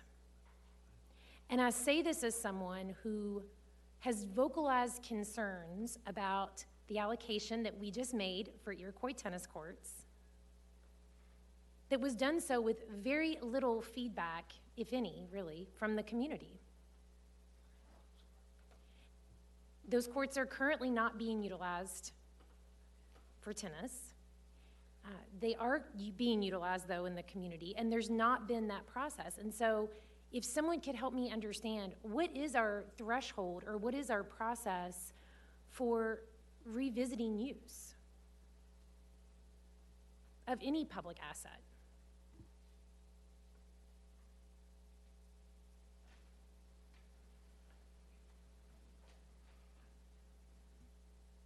Okay, so if there is not a clear answer for that, and I know we all appreciate process, I can't be in support of the ordinance because as I read it, it reads that the RFP that would be issued after 12 months would only be for the management of a course. And I fundamentally want to ensure that we're giving voice to the community around the management of assets. And I am concerned by the amount of community engagement that has taken place that now seems to be undermined by the legislative process. Thank you. Thank you, Councilwoman. Councilman Kramer. Thank you, Mr. President. I won't take the time to respond to each of the items that were mentioned before that I believe are, in fact, problematic. What I would like to do, though, is implore anybody who's listening to recognize and understand what this ordinance actually does, and to please not submit anything in response to any RFP that is not consistent with what the RFP is asking. And it's not just for this RFP. When Metro Louisville issues requests for proposal, please, if you are in this community, don't respond to a request for proposal that is contrary to what the request for proposal actually is. If you believe that amenities are being used improperly, There are other processes that we can go through in order to change the way that amenities are currently used. There was an RFP let. The response to the RFP was not consistent with what the RFP was intended to do. There will be if this passes tonight, and I sincerely hope it does, there will be an RFP posted, and my sincerest wish would be that folks in this community who are interested in responding to that RFP respond to that RFP. If their response is not to what the request is for, then please go through the proper processes to change the use of amenities. Thank you. Thank you, Councilman. Councilwoman Holton Stewart. Thank you, Mr. President. I just wanted to share a bit of information that is interesting, and I think the public would be glad to know this, that before merger took place here in Louisville, being a PGA pro wasn't required to manage golf courses in the county part of Jefferson County. So that piece of information came to light to me this week, and I believe it's important because this ordinance does open the management of any nine-hole golf course to someone who is not a pro, but to someone who may demonstrate qualifications to manage a golf course that might be business-related, public skills, whatever it might be. But it does open up and provide the opportunity for someone who may not have their pro license. And I just think that's a good piece of information, and I too will be supporting this ordinance tonight. Thank you, Councilwoman. And Councilwoman Fowler. Yes, is Holly Hopkins? Yeah, I see you on here. So under the ordinance as it's written, it says if Metro has managed a golf course for longer than 1 year, it shall let a request of proposal soliciting proposals from third-party entities to manage that golf course. I would like to amend that to clarify that language a little bit. I think it should read, if Metro Parks has managed a golf course for longer than 1 year, then Metro Parks shall let a request for proposals soliciting proposals from third-party entities to manage that golf course as a golf course. Is that in the form of a motion? Yes, it is. Thank you. May I have a second? Second. We have a second by Councilwoman Holton Stewart. Is there any discussion on the proposed amendment by Councilwoman Fowler? Councilwoman Chambers Armstrong. Thank you, Mr. President. So this is exactly what I think the community doesn't like. There's an active conversation around a proposal that's been out there since 2019 and shutting down the ability to weigh the opportunity costs, right? To know what we are giving up by accepting one bid, I think is disingenuous. I think it's not fair to the public that is engaged. I honestly think it's not good government. I think good government, good financial government, being good stewards of community engagement is to be willing to look at all of the information out there. This is a course that this body has been talking about well before I was here, since 2019. Let's once and for all look at all the information, create a really open, transformative process. I'm guessing that the majority of council members here tonight will not agree with that approach, and I understand that. That doesn't mean, though, that people who have other ideas for what this land could be cannot still make those ideas heard. So we have a process to repurpose land.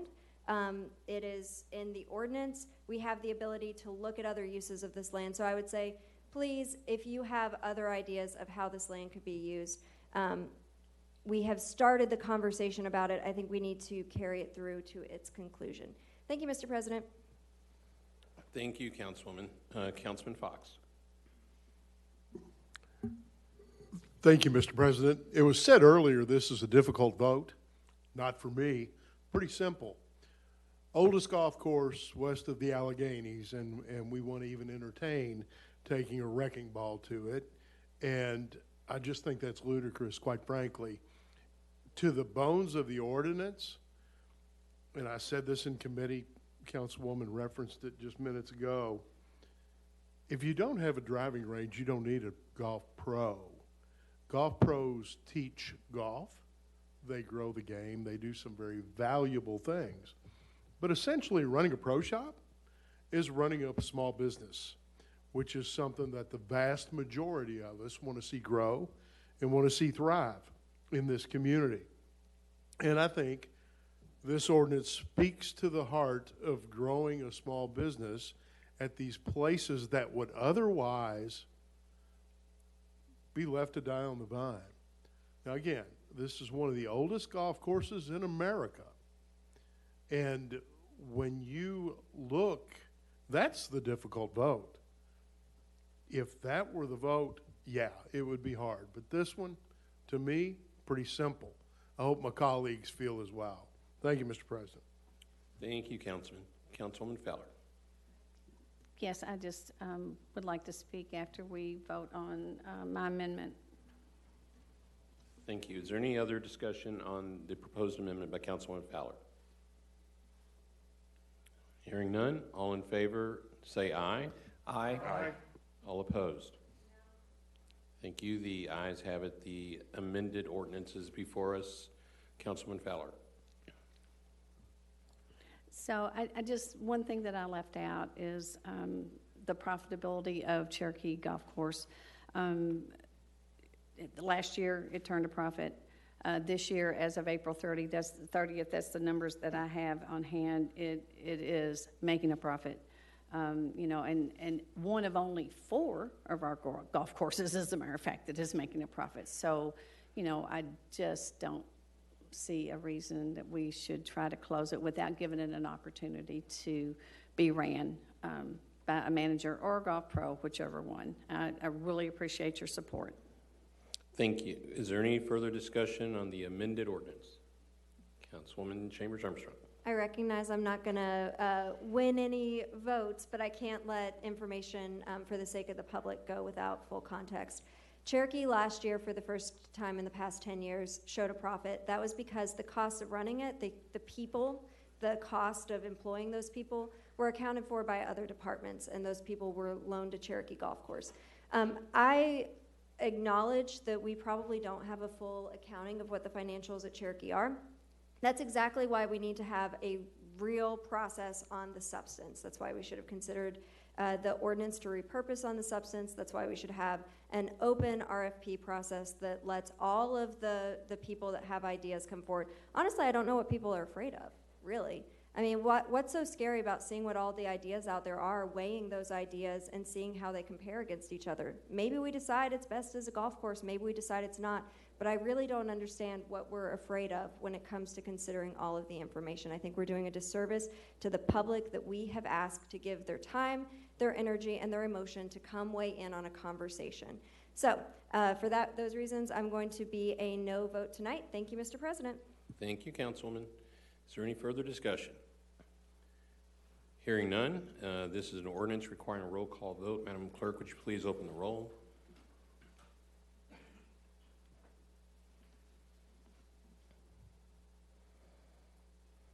Madam Clerk, would you please call the roll for those that are not in chambers? Councilmember Shanklin? Yes. Councilmember Purvis? Yes. Councilmember Peden? Yes. Mr. President, you have 22 yes votes and 2 no votes. Thank you. The ordinance passes. Madam Clerk, a reading of item number 42, please. An ordinance relating to the zoning of properties located at 2328 and 2400 Lower Hunters Trace and 2403 Caddy Court, containing approximately 11.27 acres and being in Louisville Metro, case number 21 zone 0134. Read in full. Thank you. May I have a motion and a second, please? Motion by Councilman Triplett. Second, Fox. Second by Councilman Piagentini. The ordinance is before us. Is there any discussion? Councilwoman Flood. Thank you, Mr. President.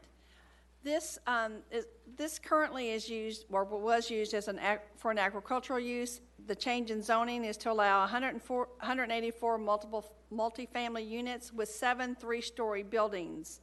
16 people spoke in opposition, and there is a plethora of emails that were sent in to the Planning Commission that is part of the record.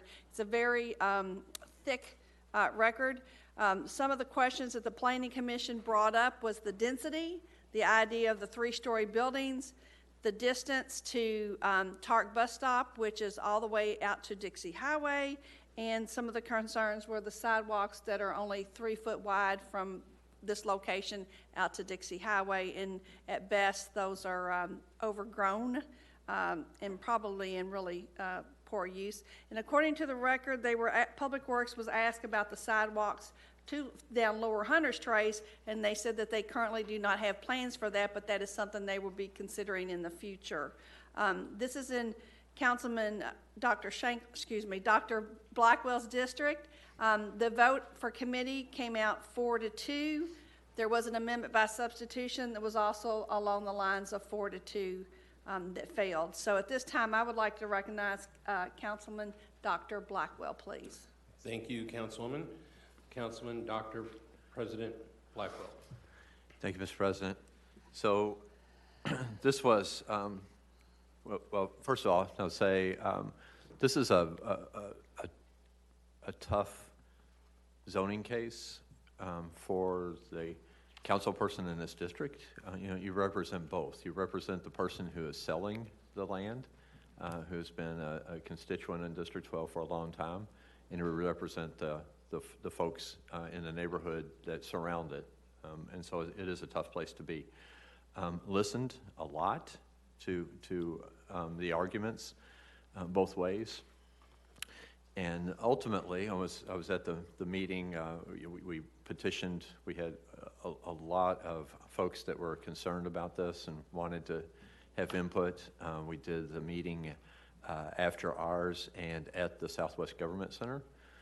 Unfortunately, it was just while we were still doing, and I don't know if we're still doing the COVID rules for planning and zoning, where you only have one planning and zoning person show up and everybody else is virtually. So we had some issues with that. That's why you have some abstentions, because we couldn't get people on. You know, some of the technical issues we've actually seen tonight. But what we saw was, you know, as Councilwoman Flood said, 16 people speak in opposition. Probably another 50 were there in opposition. But not everyone spoke, because it's when you get into 16, they're just saying the same things over and over again. So you just move on. But so if you look at the record, and as Councilwoman said, it's very extensive. We have a lot of folks who responded. Some of the things that they say don't make a whole lot of sense. Some of the things that they say are in error, and some of the things that you say, frankly, just sound like not in my backyard. Those to me are not reasons to overturn the planning.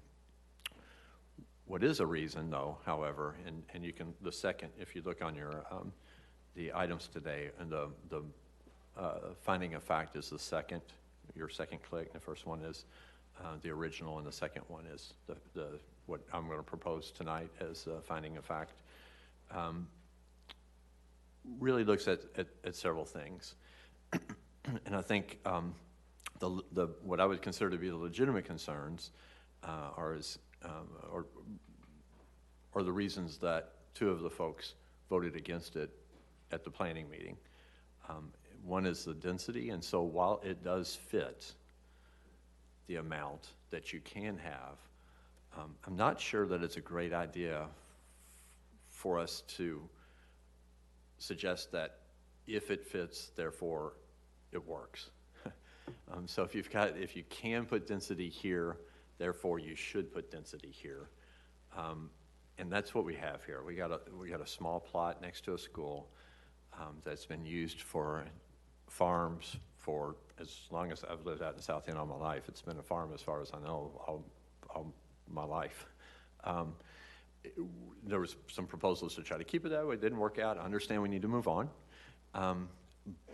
but what we're putting there is such a different look from what's around it. It's R4.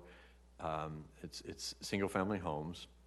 We have lots of apartments in District 12, so I don't want you to have the impression that we don't have apartments in District 12. We have tons of apartments in District 12. This is going to be on top of the tons that we already have. And what we don't have, though, is 3-story apartment buildings. especially three-story apartment buildings dropped in the middle of neighborhoods, in the middle of a neighborhood where it's single-family homes all around. There are places where you have three-story that are kind of in an area where it's kind of by themselves. So we had there's an area, it's not actually in District 12, just outside of District 12, in District 1, where over on Cane Run Road, where they did a great development with Family Scholar House and several apartments. Those are, actually, I think those might even be 4, but there's no single-family homes around it. They're there by themselves. So the density is the one thing, is that you're there, cramming everything that you can possibly get into it. I think that one of the proposals that people had was, if it wasn't so stark, if you would start with, say, patio homes, and then turn into 2-story apartments, it would fit. It would fit the neighborhood. It would fit what you have. It's not total opposition to apartment buildings. It's just how it fits and if it does fit. And so I don't think it does. And so what I have before us is I'm going to move that we accept this finding of facts and reverse the decision that they made in planning and zoning. Happy to answer any questions, so I'll move that. That's the motion. You have a second by Councilwoman Fowler. Is there any discussion under the proposed amendment by Councilman Blackwell? Councilwoman Flood. Thank you, Mr. President. I just wanted to say that, and I think reiterate what Dr. Blackwell said. This is like 0.14 of being at the maximum density allowed under R6. And just because we can, it begs the question: should we? Should we always push the envelope to put as much as we can on that postage stamp? Should we just get every corner? And is it fair to build something without the infrastructure to support it? And I know everybody says, build it and TARC will come. Really? Because I can show you a lot of areas that's not necessarily true. And I also wanted to reiterate that, I constantly read in the record that we need more housing. We need more housing choices. Yeah, we do, but we also need the infrastructure to support that. It's not fair to put someone out a mile away from a TARC bus stop if that's what they're going to depend on to get to work. Or in some places, kids are still riding TARC buses to schools. I know they do to some of the Catholic schools. And that's the question I think we need to answer sooner or later as a council, is at what level do we say that's too much for that site? And I get it that these developers want to make as much money as they can, but at what cost to the surrounding area or the people who are going to be moving into those units? Thank you. Thank you, Councilwoman. Councilman Piagentini. Thank you, Mr. President. Mr. President, if you don't mind, I may have a few questions for Councilman Blackwell. So I'll preface it by saying I'm sympathetic to his concern, but I just heard a lot of arguments that I've made for similar issues in my district and other council members' district, and then those were shot down. What I haven't heard yet is how how this development is actually in violation of the code. So I'm reading through as quickly as I can, Councilman Blackwell, so I'm reading through the whereas clauses here. But if my question will be, can you, Councilman Blackwell, because I understand the argument of, we have R4, and I looked at the aerial view, right, surrounded by R4. We've had multifamily stuck smack dab in the middle of R4 in my district. So that's not uncommon. There's nothing in the code that says you have to go from like R4 to patio homes to R6, right, or R4 to R5A to R6. So what, other than you use the word stark, I understand it may look weird, right? I've got an apartment complex going up literally in between a Kroger and a Target, like right in the middle of Shelbyville Road. It looks crazy, but it was zoned and it didn't fail any of the standards. So Councilman Blackwell, if the President doesn't mind, could you explain to me in a little more detail the specifics of the violations of the code that I could support your overturn here? Okay. Yes, sir. Yeah, so I don't know, I think we're saying two different things. I don't know that it's a violation of the code as it is. Is it in the spirit of what we're trying to do with the code? So you have the, so is it technically they have the right. I mean, it's not a violation of the code to cram every apartment building. If the zoning will give this, and you're going to cram every single apartment building in there, technically that's not a violation. But the question is it the right thing to do? It's technically not a violation to put anything that they're putting in there, but does it fit? Does it fit the form? Does it fit the neighborhood? Does it fit what we've got going on there? I've got several apartment buildings too, and one very close to Dixie Highway that does have R4 around it, but it's right down the street from Dixie Highway. They can go straight to Dixie very quickly. This is nowhere near. I mean, you wouldn't need a bus from those. In other words, from those to get to Dixie to where the bus route is, you wouldn't need a bus. You could walk that very easily. But these aren't in that situation. You're a long way away from Dixie Highway, and certainly if you've got any kind of, and that's if you're able-bodied. If you have any kind of issue where it would need a wheelchair or accessibility, there's no way. They were maybe 3-foot sidewalks when they were poured, and whenever they were poured, 57 when they were poured, but they're nowhere near that now. Plus, they're not actually connected all the way down through. You go part way down and then have to cross over Lower Hunters and come back down. So thank you, Councilman Blackwell. I'm going to let this play. I want to see. There's a couple of people in queue. I'm going to let them speak and ask questions. I may come back in and ask a follow-up question.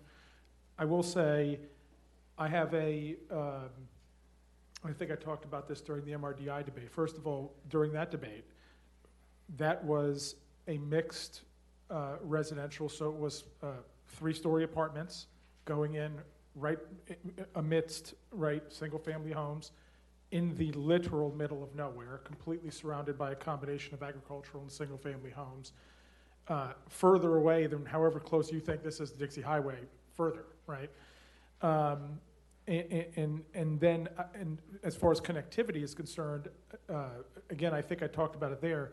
I had another apartment complex, dedicated affordable housing, as a matter of fact.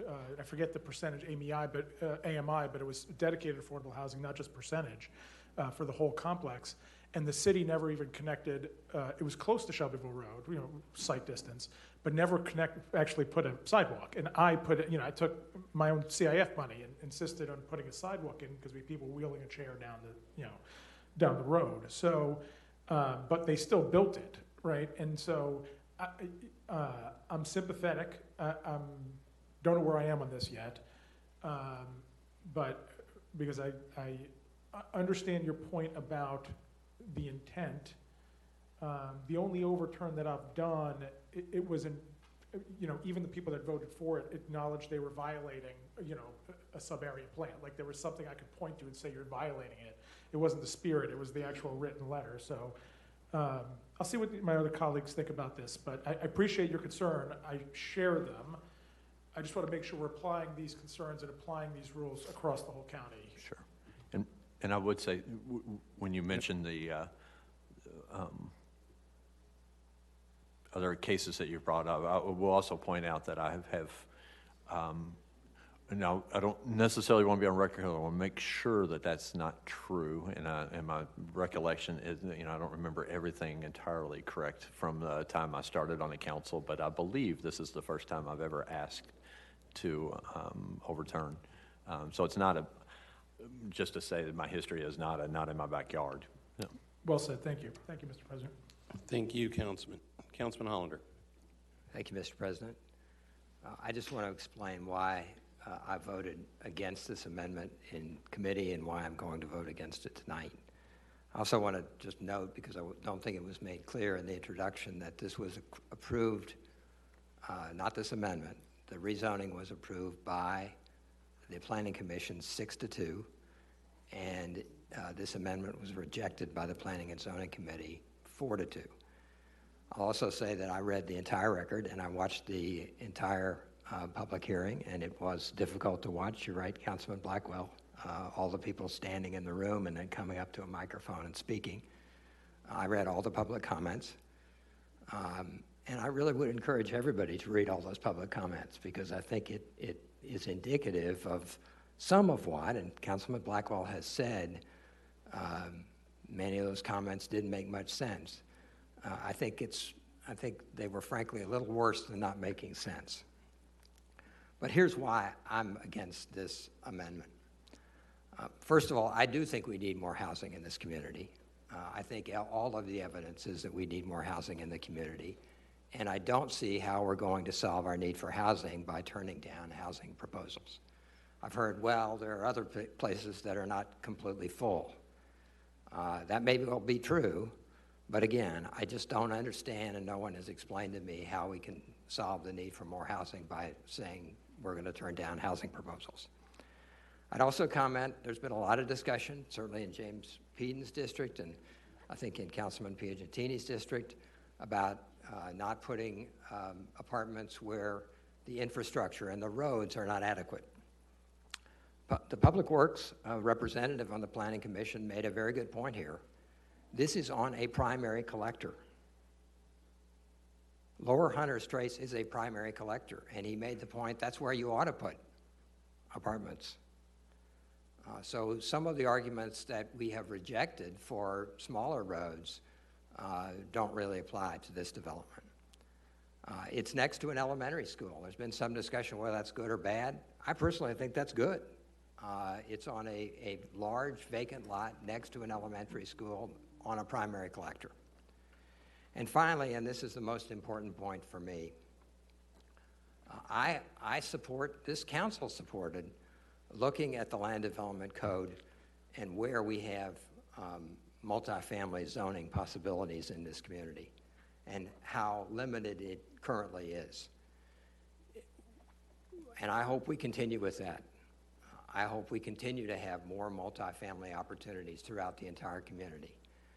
But if we are going to say that we can't have multifamily if it's, and this is from the amendment, stark and jarring to the adjoining R4 single-family homes, we are really going to limit our ability to put multifamily throughout this community. And I think that's a serious mistake when we need housing. So that's why I'll be voting no. Thank you. Thank you, Councilman. Councilwoman Fowler. Thank you, Mr. President. So one of the things that has not been mentioned is the traffic along Lower Hunters Trace. My granddaughter's daycare is on Lower Hunters Trace, and I'm down there every day picking her up between 4 and 5. And it is bumper to bumper all the way to Dixie Highway from Greenview. And it is just, it's not going to get better. We've got new apartments going in they have put these apartments, starting to build these apartments, and their main egress and ingress is going to be on a private road. I mean, if they come out and want to go north on Dixie Highway, they've got to go and turn right and then make a U-turn to go north. So that private road is going to be the main ingress and egress for this huge apartment complex. And so that's going to cause major problems along Lower Hunters Trace. And then I do have a question about, the adjacent elementary school. My understanding is that our elementary schools out in that area are to capacity. I mean, we're building new schools just not, 2 miles away. And so can that Shacklet Elementary take the influx of the new students there? And all housing being built in South and Southwest right now is apartments. That's all. There is one in my district off of Mormon Road that they're building some patio homes. And patio homes are what gives the widow and widowers the out. That gives them a 1-bedroom place to go so they don't have to maintain that big 3-bedroom house anymore. It frees it up for people. families that they can afford to go and buy a little 3-bedroom house in Shacklet Acres. And I mean, patio homes are perfect.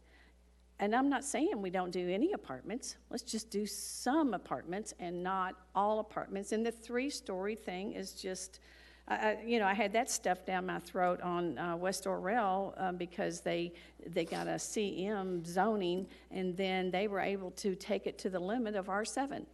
And nobody in the area was even able to have a say in that because it was already zoned. And so that bait and switch, we've just got to do something, you all, about how things are done within the Planning Commission. We've got to reel them in. But anyway, I just appreciate, I'll be a yes vote with Councilman Blackwell, because I just think that we have got to do better, by providing affordable housing. It just can't all be apartments. Thank you. Some people want to buy a home, and that's what's so frustrating. You can't buy an apartment. Thank you. Thank you, Councilwoman. Councilwoman George. Thank you, President. I want to first recognize that Councilman Blackwell, I know, is doing his best to serve his constituents, and I know he has put a lot of effort and thought into the development of the amendment. And for that reason, it stings a little that I can't support it tonight. As a city, I would say we have a bigger problem to solve. And I want to acknowledge that for many of the neighbors that were in opposition, I hear feelings around discomfort with the perception that their community is changing. It's changing in the way of density, it's changing in the way of character, moving away from, suburban with more rural influence. And that's based in part on what they see as lack of investments, lack of assets, lack of respect. And it makes it difficult, those lack of investments and assets and appreciation, makes it difficult to then uphold community standards, which is sometimes needed when we have high concentrations of neighbors, some of which have high concentrations of need. One solution is, of course, to increase investment. And I heard Councilman Piagentini mention that he had to pay for a sidewalk. For those of us who serve areas that have more need, it makes it really difficult to just pay for a sidewalk. When I pay for a sidewalk, I do that with partners because there is so much need in District 21. And so with that, I would just say, again, I'm a no for the amendment, and I'm a yes for investment. Investment being the strategy that inspires faith in a healthy ecosystem for housing across Metro. Thank you. Thank you, Councilwoman. Councilwoman Holton Stewart. Thank you, Mr. President. I'm a yes for constituents.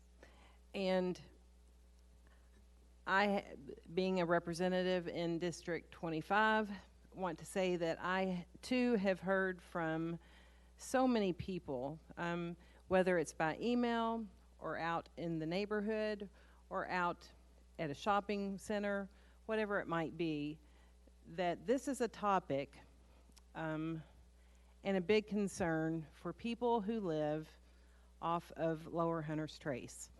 It is a small plot of land, and the thought of the tall apartment complexes sitting right next to these single-family homes is not appealing. And so I think the most important thing that I take from this job is that I listen to constituents, and I listen and I be their, and I'm trying to be their voice. So I represent them, and that's the most important part of this job. And so I will be supporting Councilman Blackwell tonight. I believe that the volume and the number of people that have spoken, speaks volumes.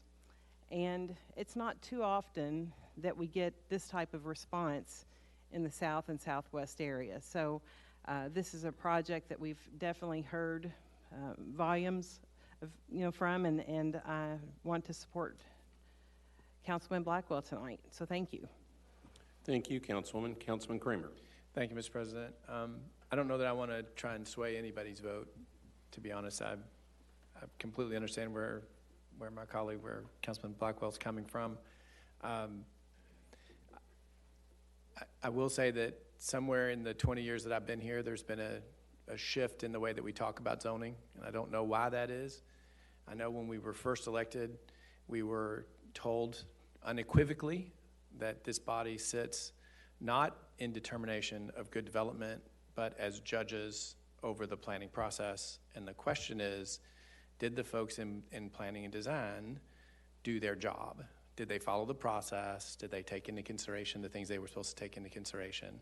And if they did, whether we like the development or not, we're supposed to, it's a yes. The no vote comes if we recognize that they failed in their responsibilities. As Councilman Hollander pointed out, the vote was 6-2. Councilman Blackwell, to his credit, he acknowledges that it follows the planning and design process. They crossed all their T's, they dotted all their I's. They did everything they were supposed to do, but in his estimation, it doesn't fit in the neighborhood. I get that. If I were to vote yes tonight on this, though, I would be betraying my constituents. I vote for, I represent District 11 and would like to think I've done that well over my years here. I can name several zoning changes in District 11 where my constituents were adamantly opposed to those changes. And on one of those evenings, I voted present rather than taking a vote, and I explained on the floor that I was voting present because I knew that the rules were followed, but that my constituents were just that kind of upset. It didn't do me any good. My constituents still held me accountable for that vote. But I couldn't go back to District 11 tomorrow and face the folks in my district who have developments in their backyards that are contrary to their wishes, that I voted yes because the Planning Commission did their job. So I hate it. I understand completely where my colleague is, and I wish I could vote yes, but a vote yes tonight would be a betrayal of all of my constituents when I've voted in favor of zoning changes that they were opposed to. So again, I'm not trying to sway anybody's vote. I just want to explain where I am and why I vote the way I will. Thank you, Councilman. Councilman Benson. Thank you, Mr. President. Just to make sure everybody knows that when you vote yes, that means you're turning down the zoning case. A yes is turning it down. I've had a lot, probably more than most. And I don't know anything about real estate. As most people know, I had a real estate license for 30 or 40 years. But I know something. And I don't know if y'all know, I used to be a tool maker.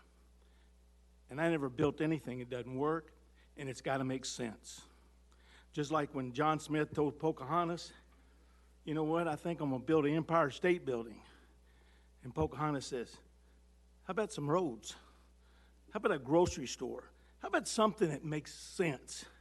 Now, go out in the middle of the road, out in the middle of the field here, away from everything, and maybe we'll build something and maybe they'll come. About 15 years ago, most of my colleagues, Republicans, Mary Woolridge, one of the few people, voted with me against a zoning case that I thought was stupid. And and now, 15 years later, things are starting to get developed in this area. The roads have been maybe trying to be improved a little bit, but the only person I ever known that's walked on water is Jesus. Everybody else, they screw up. Now, there's rules, and they say, well, we got to go with the rules. When you look at something, it looks like it's not in the right place. It don't look right. And government, somehow or another, should make the development so our community goes. Where are the roads? Like I asked them 20 years ago, can you show me the plans for the next 50 years of roads?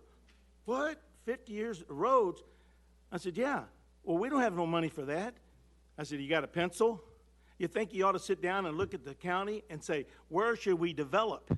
where would we go the best way to make our community a better place? Or we just, hey, anything goes and throw it up in the air, and now we say, well, we built this subdivision, we need a road, so let's take out 5 or 6 houses and build a road through this subdivision. I mean, have any of y'all ever been to Hikes Lane? And you think, who planned this? Nobody, because nobody could do that bad. But we had planning and zoning. And so just because, sometimes people like Kevin thinks that, hey, this is a rule, we're going to have to go with it. We don't have sometimes time to go back and say, this was a dumb rule. And this is out of sequence. In my district, maybe it's Kevin's now, he'll have to deal with it. There's 50 acres that was zoned in 1949, R7. That's pretty dense apartments. Right now, it's about 3 miles from anything. Now, they can build something there because that's zoned. Well, they don't have sewers. But I don't know on 50 acres or maybe 100 acres, I don't know what, maybe they could have their own sewer system, I don't know. We got all kinds of zoning around our community. In 1940, I don't know if anybody knows, many people knows this, they zoned the whole county R4, farmlands and everything. Think, why would you do that? Why would you take the whole county and just say, hey, it's all can be lots? It doesn't make sense. This, that, Rick, I haven't been there. I know exactly where you're coming from. And to me, it's a yes vote. Thank you, Mr. President. Thank you, Councilwoman Fowler. Just one thing real quick. It was said earlier that that they didn't want change in that neighborhood. Well, directly across the street from that lot, I mean, almost directly, there's a huge apartment complex. So, yeah, they have apartment complexes close by, very close by.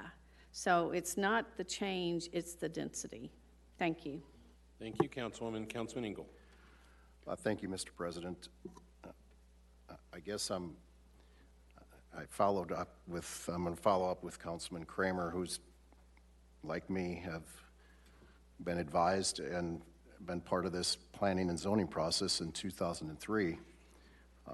And we've been educated to make sure that we have essential findings of fact on every zoning case that we vote on to overturn the Planning Commission. I've had to prove an overturn in my district, and I had probably 12 findings of fact that I explained in great detail. And I am not seeing that here. I completely understand Councilman Blackwell, because I have had at least 1 to 2 to 3 of these in my district. And one, actually, Councilman Hollander, is on a connector in Bardstown Road. And I had an outcry of constituents against this. Folks, we have to, unfortunately, vote on things that we may not. I do not agree that we throw 3-story apartments in the middle of an R4 zone, but it's legal. The findings of fact are not here, and we could be headed to court without question, potentially. That's not the reason I'm doing this, but I just want to warn everybody, anything we do, we can be sued for. I get that. But we can equally, but this is a case, I believe, though, we just simply don't, folks, we just don't have the findings of fact. It's been said, it's been proven, and again, I'm going to be a no vote on this, and thank you, Mr. President. Thank you, Councilman. Councilman Benson. I'm sorry, Mr. President, I got to say one thing. About 4 months ago, maybe I'm wrong, maybe it was a year ago, I had a zoning on Tucker Station. They're building 300 units.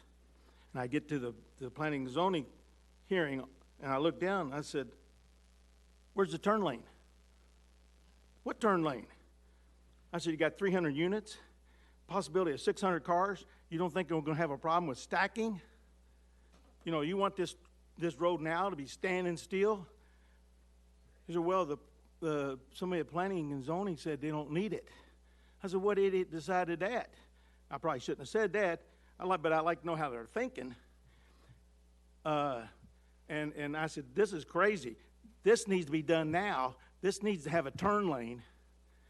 And so I voted no. Everybody on the council voted yes. Hey, that's fine. You don't need turn lanes. Let me tell you what. You look at the traffic situations, and you have something where somebody's going in, and you don't have a turn lane, that's a disaster. You're not helping traffic move. If you want people not to get enraged, you need to help traffic flow. And a lot of times I don't think we're trying to do that. We want everybody to ride a bicycle. I understand. If we cause it so nobody can go anywhere, maybe everybody get on a bicycle. I'm too old to ride a bicycle, at least for me. I want to ride, maybe I'll ride a motorcycle. But let me tell you what, we need to think about how we're developing. And if you look at something, you think it's wrong. One thing I was told when I was young, he said, a man stands on his own 2 feet, a boy will walk on anybody's. Well, I don't like to walk on anybody's shoes. And to me, this is out of sync. And if we need to change some zoning laws or something to make it so that people look and say, hey, let's do this so it'll be a great, something we can really be proud of. Now, most developers, when they build something, they like to think that's their Mona Lisa. But a lot of times when they get done with it, with all the infrastructure we don't have, it doesn't turn out that well. We need to work harder with the developers so so they'll talk to us and that we use their assets to build a better community. And I'm against, my colleagues, Republicans and stuff, they have their beliefs. I believe you build best. And and if we have wrong rules, we don't do wrong because, hey, this is the rule. No, don't do wrong. Thanks. Thank you, Councilman. Is there any further discussion on the proposed amendment by Councilman Blackwell? Hearing none. Councilman Winkler. Sorry, I would just, because I know the question came up is, are there alternative findings of fact? I mean, I think we have an amendment by substitution, right, that presumably was prepared by the county attorney that presumably does present alternative findings of fact. Thank you, Councilman. Is there any further discussion? Hearing none. Councilman Ingle. Mr. President, I would like to ask the sponsor then I want to hear these specifically, to hear these findings of fact that Councilman Winkler just brought up. Thank you, Councilman. Dr. Blackwell, could you? I could, but yes. it's in the system, but maybe could we call on Travis Fisher to explain them? Sure. He helped me to prepare County them. Attorney, are you there? He just was a minute. There he is. Did you hear the question by Councilman Ingle? I did, yes. And just for the record, Travis Feaster, Assistant County Attorney. I am happy to read them. I'll just jump to the substantive ones rather than sort of the introductory clauses.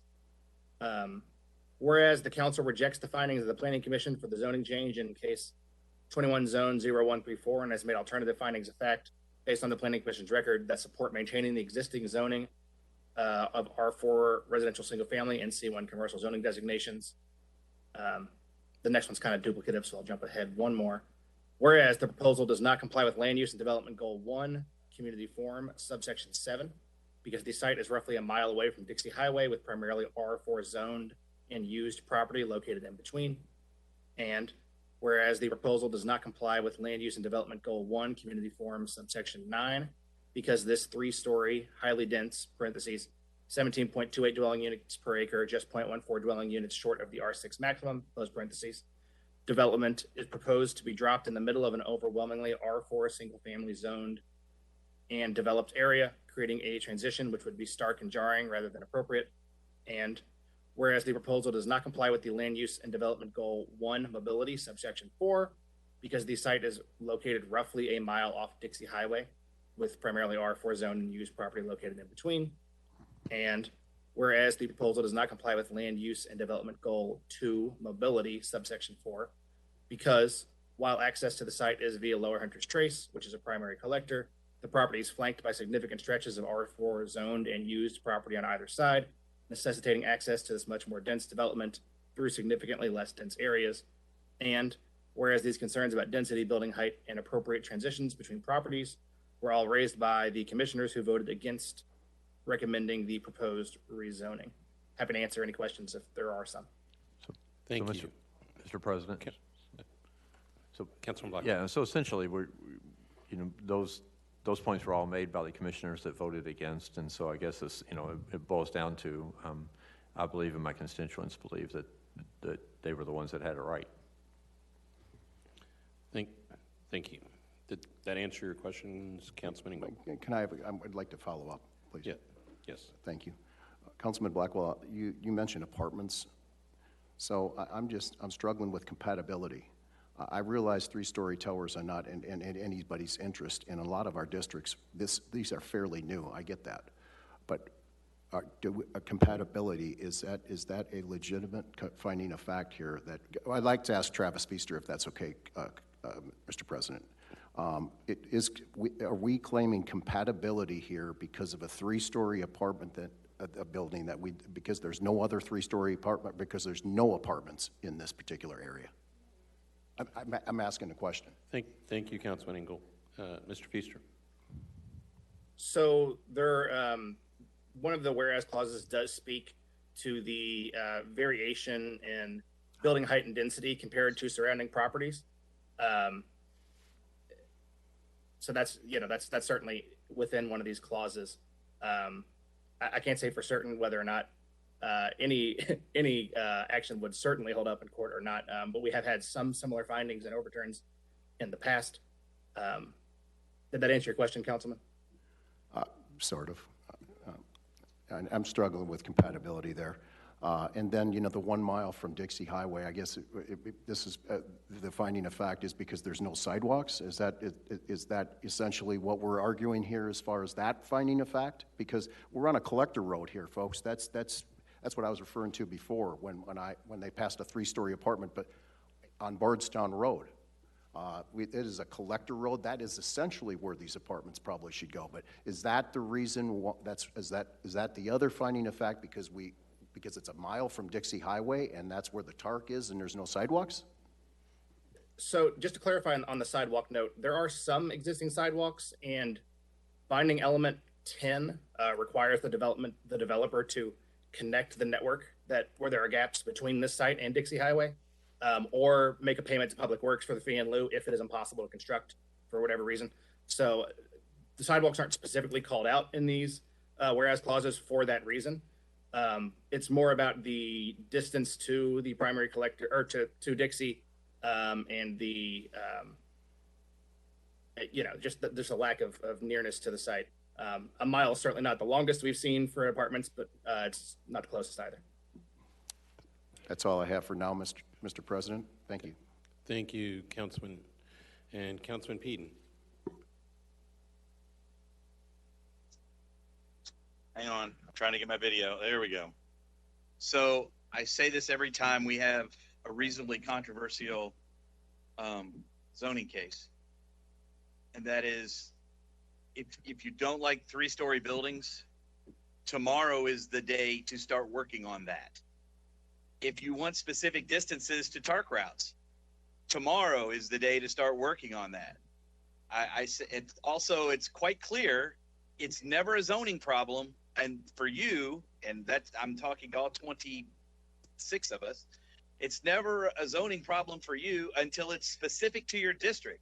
But we have huge problems with planning and zoning that we only take care of this way, as opposed to starting to work on them tomorrow in order to fix things and tighten things down and get rid of loopholes.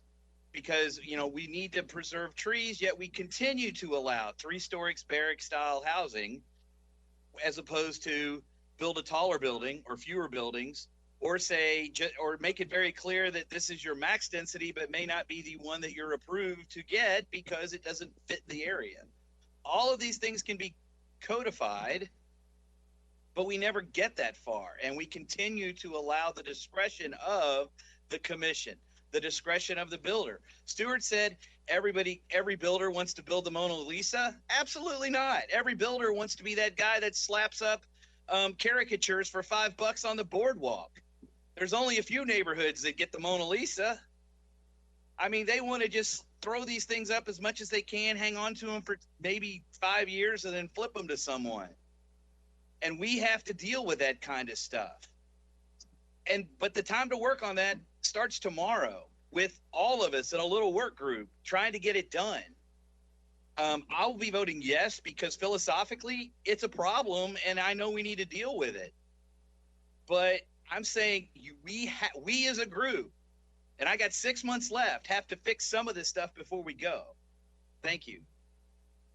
Thank you, Councilman. Councilman Hollander. I'll be brief, but I wanted to respond to Councilman Ingles' comments, and really these are my comments. I mean, I did read the alternative finding of facts, but there's nothing here about sidewalks because, as Travis has just said, the developer is putting in sidewalks to Dixie. There's not a word in the alternative facts about sidewalks. There's not a word in here about traffic because it is on a primary collector. I think this is an unusual case for us, frankly. I don't remember a case where we have said we're going to turn down multifamily zoning because it's stark and jarring to have that multifamily zoning close to single-family homes. I don't remember that. I think it's a really troublesome thing to do, and that's why I'll be voting no. Thank you, Councilman. Councilman Piagentini. Thank you. I think I'm going to be joining Councilman Hollander in voting no. I don't find in the code terms like stark and jarring as a reason to vote against them. I'm with Councilman Kramer. The purpose of our vote is to check incorrect votes of the Planning Commission where they make mistakes, where they interpret the law wrong, where they blatantly disregard the law, right? We are a check on the process. To Councilman Pedon's point, we in a moment will be voting on a resolution to reconsider or to consider part of the land development code that we think needs to be tightened up. So I know I have taken the initiative on these things. I know others have as well. There's been other resolutions we've passed. So, but that, to Councilman Pedon's point, that starts tomorrow. It is unfair, fundamentally, to the process when we have something in our mind that we want to improve tomorrow, and yet haven't created that standard today and then hold people accountable to that standard today. I am incredibly sympathetic to the Councilman Blackwell and his constituents, but the role of what we're supposed to do, I read the findings of fact. I've listened to them now by Travis. These are interpretive elements of the code that I simply don't think have risen up to a true violation where the Planning Commission made a completely inappropriate call here. But I'm sympathetic. And I'm more than happy tomorrow to vote to correct parts of the code that we think, as we will hear in a few moments. So thank you very much, Mr. President. Thank you, Councilman. Is there any further discussion on the proposed amendment? Hearing none, all in favor, please say aye. Aye. All opposed? No. Madam Clerk, would you please open the roll?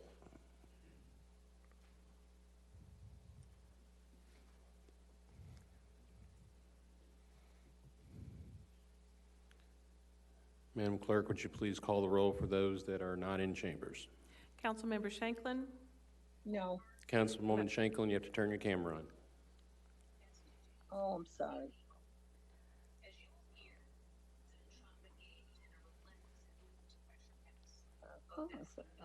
No. Councilmember Purvis? No.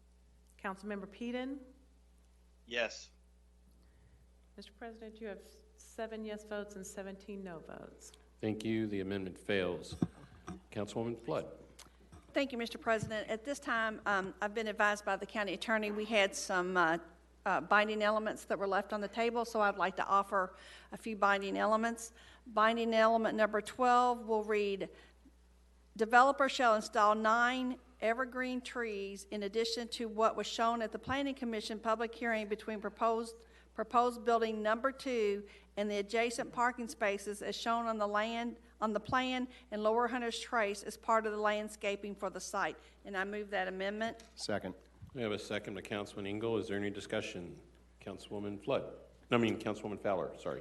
So can I ask, and I don't know because I couldn't tell on the plans, are any of the facades of these buildings brick to match the surrounding homes and buildings?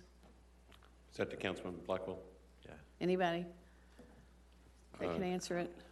Mr. Feaster, can you answer that question? We can't do that. I will try to find that. I think the applicant did present some illustrative drawings, but I don't recall what the materials were. Isn't it normal, though, think it's for a new building to be built in the same manner as surrounding homes? But if they're all brick, then there has to be brick on the facade of those buildings. Is that not something that is commonplace? It's certainly not a hard and fast rule by any means. It is not uncommon for folks to try to create new developments that match the general, appearance and appeal, and it is required in some if there's sort of a special district or something like that. But it's countywide, it's not an absolute requirement. Mr. President, if I could help, Councilwoman Fowler, on the document, if you go under documents, the document that's titled applicant presentation.pdf, and go to, I wish these slides were numbered. It's like the third from the last slide. It has the building elevations and actually gives, quote, siding colors to vary for each building. So it seems to indicate most of the facade, if not all, is siding, and it gives some variety of colors.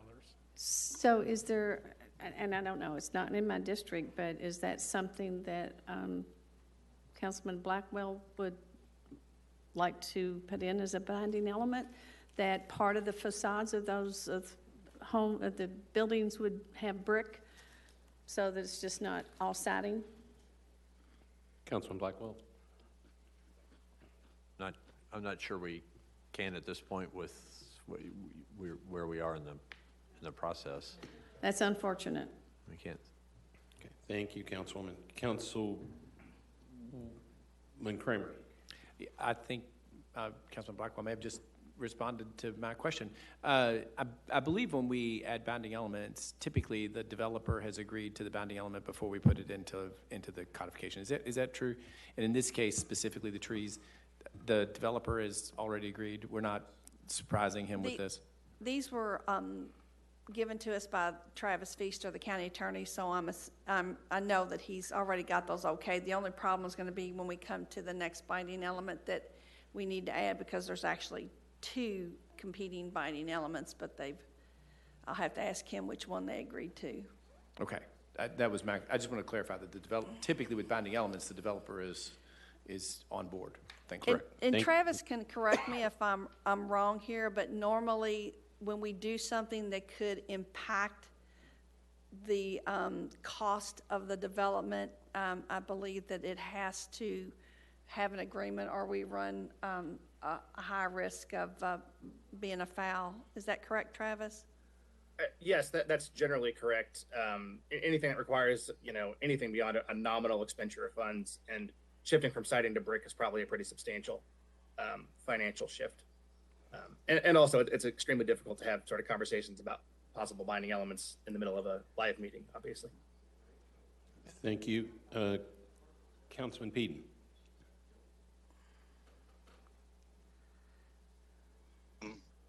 I have a couple of questions, and again, I'm going to apologize for not being there, because I could probably look these things up myself if I had the plan in front of me on a computer. How big is this lot? Mr. Feaster, more specifically, what's the distance on Lower Hunters? The site's about 11.25 acres, and the closest building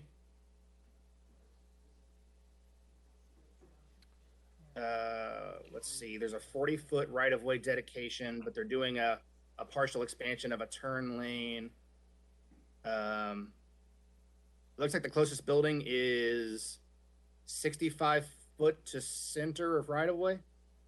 Well, here's why I'm asking. I'm not. I know that we've had a lot of talk about 3-story buildings and they're cramming them in there, but I don't understand why the infill rules aren't being utilized by the Planning Commission. I know why they're not being utilized by the developer, but the infill rules say that the buildings on the perimeter and up against the existing R4 housing can only be a half a story taller than what's already there, and then they can peak up toward the center of the property. If they're starting on the perimeter with 3-story buildings, there's an error in and of itself. Secondly, about 11 years ago, when we redid the Land Development Code 8-bit, specifically, I'll go back and reference Councilman Hollander and the MRDI rules. He knows that 11 years ago when I voted no for something on the MRDI, it was the exact same time period. I got passed that I called it my sunset sunrise thing. If your buildings are going to block the sunrise or the sunset from someone, you have to either shorten your buildings or move them away from the border. Based on everything I've heard described here, they haven't done that either. And that is existing part of the code. And I'm only, again, basing this on what everybody is describing during this meeting. And I wish I had it in front of me so I could look at it exact. But again, these are things that the commission and the builders typically ignore because it's not very profitable to them. But I just thought I would ask and let someone make comment because they're staring at the diagram that I am not. I can address some of that if you'd like me to, Councilman Peden. Sure. So there is a proposed building, number 8, which was originally proposed to be 3 stories. And I don't know if it was at the neighborhood meeting or at LD&T, but somewhere along the process got lowered to 2 stories. It is the building which is closest to, other than a clubhouse, to residential, and the one that overlooks sort of some single-family residential lots. So it was lowered to 2 stories. The other are largely interior to the site. There is sort of an oddity in this, and that doesn't abut that JCPS lot. So that is residentially zoned, but not necessarily residentially used. So those buildings are 3 stories. The building that's the subject of the binding element that Councilwoman Flood read into the record shortly ago is 3 stories, but it is on Lower Hunters. So it's not directly abutting residential. There's a full right of way in between. And so that's typically seen as different versus directly abutting a residential lot. So there has been some adaptation to this plan on that building 8, lowering it from the originally proposed 3 stories. But other than that, it's not, I wouldn't call it necessarily unusual. Councilman Peden, did that answer your question? Oh, I'm good. Again, if I had been sitting in chambers. Turn your camera on. I'm good. If I'd been in chambers, I could have seen all that myself, but I'm fine. All right, thank you. Is there any further discussion? This is for this binding element, right? For this binding element. Make sure everybody knows. That's it's for correct, this for the binding element. Hearing none, all in favor say aye. Aye. All opposed? Thank you. The binding element is approved. Councilwoman Flood. I have one more. Travis, on the binding elements number 13 and that you sent me, is that both of those have been agreed to by the applicant? So, not exactly, and this one, frankly, might best be solved with a little bit of input from Councilman Blackwell. There are 2 different binding elements regarding a potential traffic study. One is for the developer to conduct one that's sort of localized around the development a couple years after it's finished being constructed. The other is for them to contribute towards a full sort of area study for Lower Hunters. And they didn't offer both. They said either or, they're willing to spend the money either on a private study or on contribution towards a larger public one, whatever council's preference is. I'll ask Councilman Blackwell, since it's in his district, which one he would rather do. The study on the localized study, the study on their development. Okay, so that would be the first one. I've got that language. Great. That is Thank binding element number 13, between the 2nd and 3rd year after the final certificate of occupancy. Sorry, it just faded. Between the second and third year after the final certificate of occupancy is issued, developer shall at its own cost and expense conduct a traffic study complying with public works standards on the intersections of Lower Hunters Trace and Arvis Drive and Lower Hunters Trace and Gabriel Drive. Copies of the results of this traffic study shall be sent to the Planning and Design Services, Louisville Metro Public Works, and the Office of the Metro Council Member for District 12. And I move that amendment. Thank you. I have a motion and a second by Councilman Triplett. Is there any discussion? Mr. President, may I ask a question? When does that traffic study need to be done? So it reads between the second and third year after the final certificate of occupancy is issued. The thought there is to try to ensure that these units are actually occupied, so we're not just getting empty buildings, because those will be producing any additional trips. And this has not been approved or agreed to by the developer? It has. No, this was agreed to by the. Okay, fine. They agreed to two different Okay, two different thank you. types of studies. Thank you, I understand. Pardon me. Thank you. Thank you. Is there any further discussion on the binding element proposal?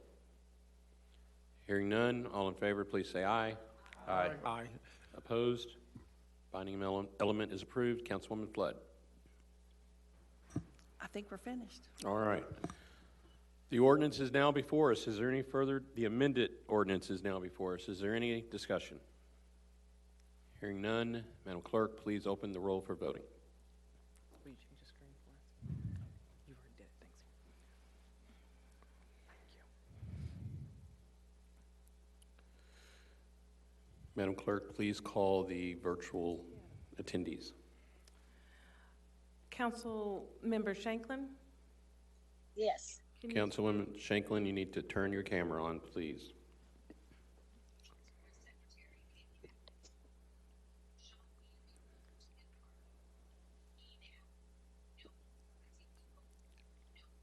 Yes. Councilmember Purvis? Yes. Councilmember Peden? Yes. Mr. President, you have 24 yes votes and 4 no votes. Thank you. The ordinance passes. Madam Clerk, a reading of item number 43, please. President Trump was willing to entertain and use these years to achieve this. They knew the president needed to be A resolution requesting the Planning Commission review the Floyd Fork Special District in Chapter 3, Part 1 of the Land Development Code, LDC, read in full. Motion. Second. Motion by Councilman Winkler, second by Councilman Piagentini. The ordinance is before us. Is there any discussion? Councilwoman Flood. Thank you, Mr. President. At this time, I would like to call on one of the sponsors of the ordinance, which is Councilwoman Cassie Armstrong, because she has an amendment. Thank you. Councilwoman Armstrong. Thank you, Mr. President. Just to contextualize, this ordinance this resolution calls on the Planning Commission to review something that we've already asked them to do, which is to make sure that we are developing Floyd's Fork in a way that is not environmentally compromising it, to look at the DRO and consider whether it needs to be updated. We had already approved a document calling for this. This is just actually initiating that process. This did pass unanimously out of committee. It is on old business only for a floor amendment, which is loaded in the system as Floor Amendment 060922. That floor amendment does 3 things primarily. First, it strikes most references to the Floyd's Fork Vision Plan, which Councilman Benson did a wonderful job of stewarding through previously, to make it clear that we are not interested in reopening or relitigating the recommendations contained in that plan. We are only interested in using those recommendations to guide us in moving forward. The amendment also adds some specific whereas clauses talking about who should be engaged as part of the process. And finally, it sets a timeline to return recommendations to council by the end of this year. With that, I would move adoption of the floor amendment. I think we have a second by Councilman Piagentini. Councilman, you know that you made a funny there. You said Councilman Benson stewarded it through. Stuart Benson. Okay. All right. Funny, and I didn't even know it. There you go. All right. Councilman Piagentini. Thank you, Mr. President. I just want to thank Councilman Armstrong for working together on this. You know, it's a beautiful segue from the last conversation, right? I saw a trend in development going on in the Floyd's Fork DRO, and example after example of too much latitude, let's put it that way, and not enough prescriptiveness in the code related to the DRO, and for the sake of everybody, for the sake of developers, for the sake of the community, for the sake of the environmental needs of Floyd's Fork, for the sake of being fair, we are asking for to go through this process and tighten up the language that's in there, which there have been multiple instances of a variety of interpretations landing in developments that are inside there. So similarly, right, if people are frustrated by other parts of the code, go through this process, right? I'd be glad to vote for other looks at the land development code to tighten things up. But that's what we're doing here. That is the intention. Just want to, and I also want to say a huge thanks to the constituents who live along the Floyd's Fork area, use it recreationally, that goes all the way through, right, the Parklands, and who have been advocating and making their voice heard, bringing up the concerns that are going up there. So I would appreciate everybody's support on this and wanted to thank the other co-sponsors for working together on this. Thank you, Mr. President. Thank you, Councilman. Is there any further discussion? Hearing none, this is a resolution that we can, oh, it's got an amendment, I'm sorry. All in favor of the amendment, say aye. Aye. Aye. All opposed? The ayes have it. The amended resolution is before us. All in favor of the resolution, say aye. Aye. All opposed? The resolution passes. Thank you. Madam Clerk, a reading of item number 44, please. An ordinance relating to the zoning informed district of property located at 6451 Ladd Avenue containing approximately 0.26 acres and being in Louisville Metro, case number 21 zone 0078, read in full. Motion to approve. Engel. Motion by Councilman Ingalls, second by Councilman Piagentini. The ordinance is before us. Councilwoman Flood.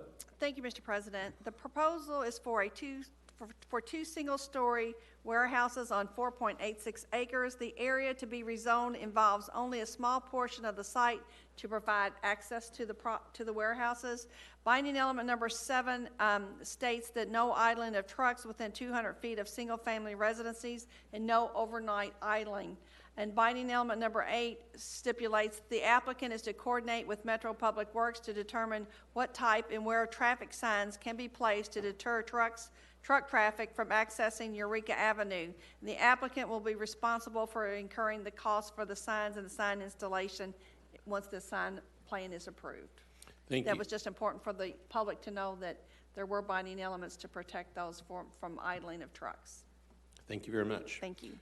Is there any further discussion? Yes, this is in Councilwoman Angela Bowen's district. She may wish to address us. Councilwoman Bowens.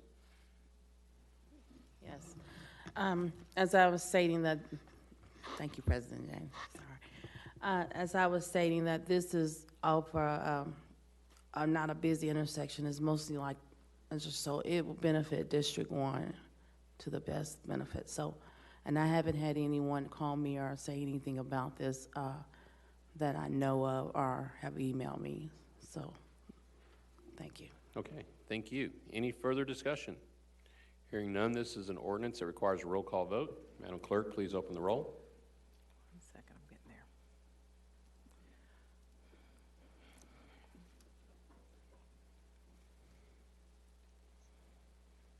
Madam Clerk, please call the virtual attendees. Councilmember Shanklin? Yes. Councilmember Purvis? Yes. Councilmember Peden? Yes. Mr. President, you have 23 yes votes.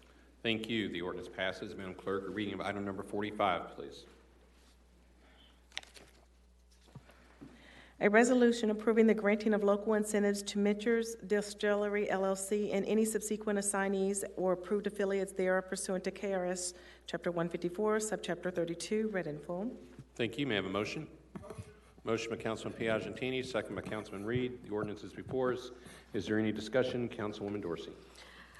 Thank you, Mr. President. This was moved to old business as, one, it was in my district, and two, there was a lack of clarity around this particular incentive. Typically, we have moved to a model of CBAs or MOUs when a local incentive is involved. However, this is on the back end. This is approved by the Kentucky Cabinet for Economic Development back in 2017. Thereby, now that I have the context and have the information, they're coming back to receive the full amount of their incentive. So I am supporting this as it was passed previous to our institution of CBAs and MOUs when there is a local incentive. So I would ask for those to support this. Thank you, Mr. President. Thank you. Is there any further comment? This is a resolution allowing for a voice vote. All those in favor, please say aye. Aye. All those opposed? The ayes have it. The resolution passes. Next item of business is new business. New business comprises items number 46 through 67. Will the clerk please read those items and their assignments to a committee?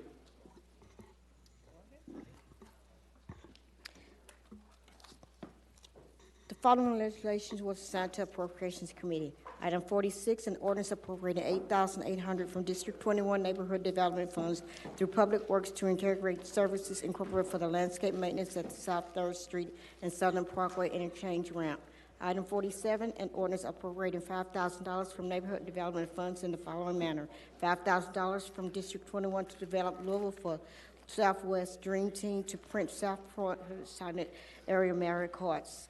South Point signage area signage, administrative fees for the facilitation of the Taylor New Cut Network, and the hiring of a consultant for color branding of the Taylor New Cut Network.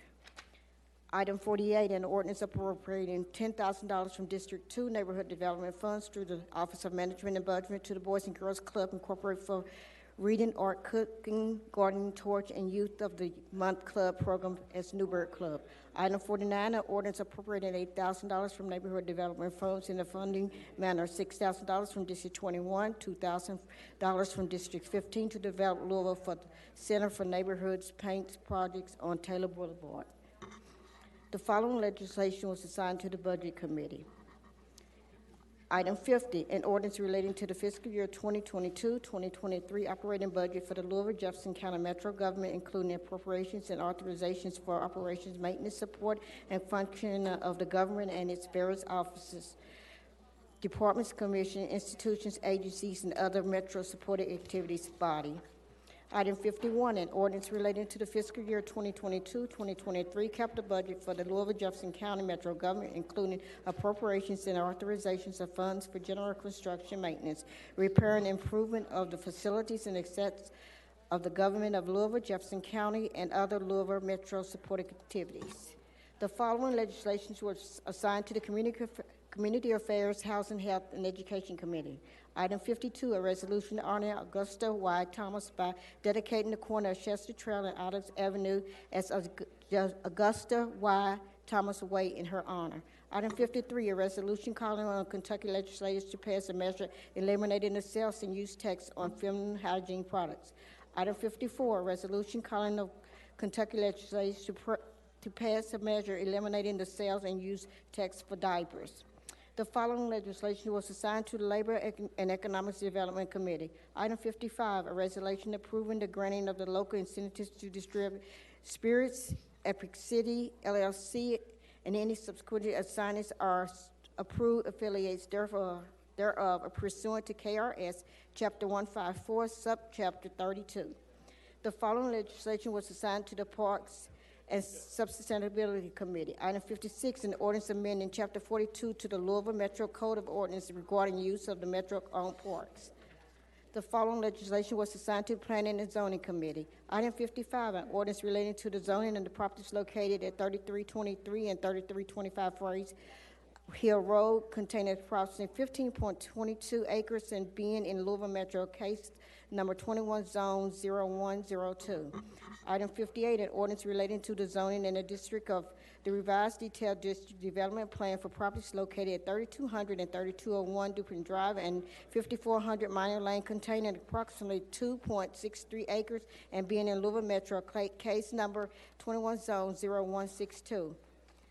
Item 59, an ordinance relating to the zoning and associated parking waiver for property located at 3106 Chenoweth Run Road containing approximately 1.88 acres and being in Louisville Metro case number 21 zone 0135. Item 60, an ordinance relating to the zoning property located at 905 East Oak Street containing approximately 0.086 acres and being in Louisville Metro case number 22 zone 0009. Item 61, an ordinance relating to the revised district development plan for the property located at 11905 Dixie Highway containing approximately 2.19 acres and being in Louisville Metro, case number 22 DDP 0009. Item number 62, an ordinance relating to the zoning property located at 8315 Nash Street containing approximately 2.29 acres and being in Louisville Metro, case number 21 zone 0164. Item 63, an ordinance relating to the zoning of the properties located at 10310 and 10312 Stone Street Road containing approximately 3.6 acres and being in Louisville Metro, case number 21 zone 0150. Item 64, a resolution recognizing the Original Highlands Neighborhood Association and the official neighborhood map of the Original Highlands neighborhood. The following legislation was assigned to the Public Safety Committee. Item 65, a resolution honoring the mayor to make application for and upon approval to enter into an agreement with the Kentucky Office of Homeland Security, KOHS, to execute any documents which are deemed necessary by KOHS to facilitate and administer the project to the act as the authorized correspondence for the project in the amount of $277,000 for the purchase of a rehab and response vehicle to be administered by the Louisville Metro Police Department. The following legislation was assigned to the Public Works Committee.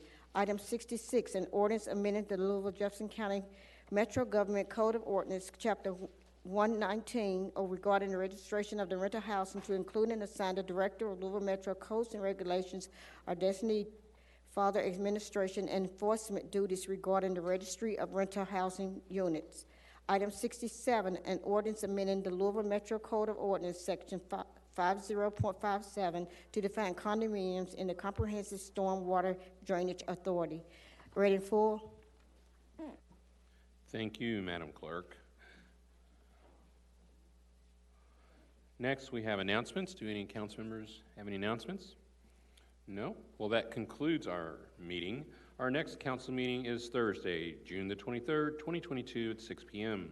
No further business to discuss. Without objection, we stand adjourned.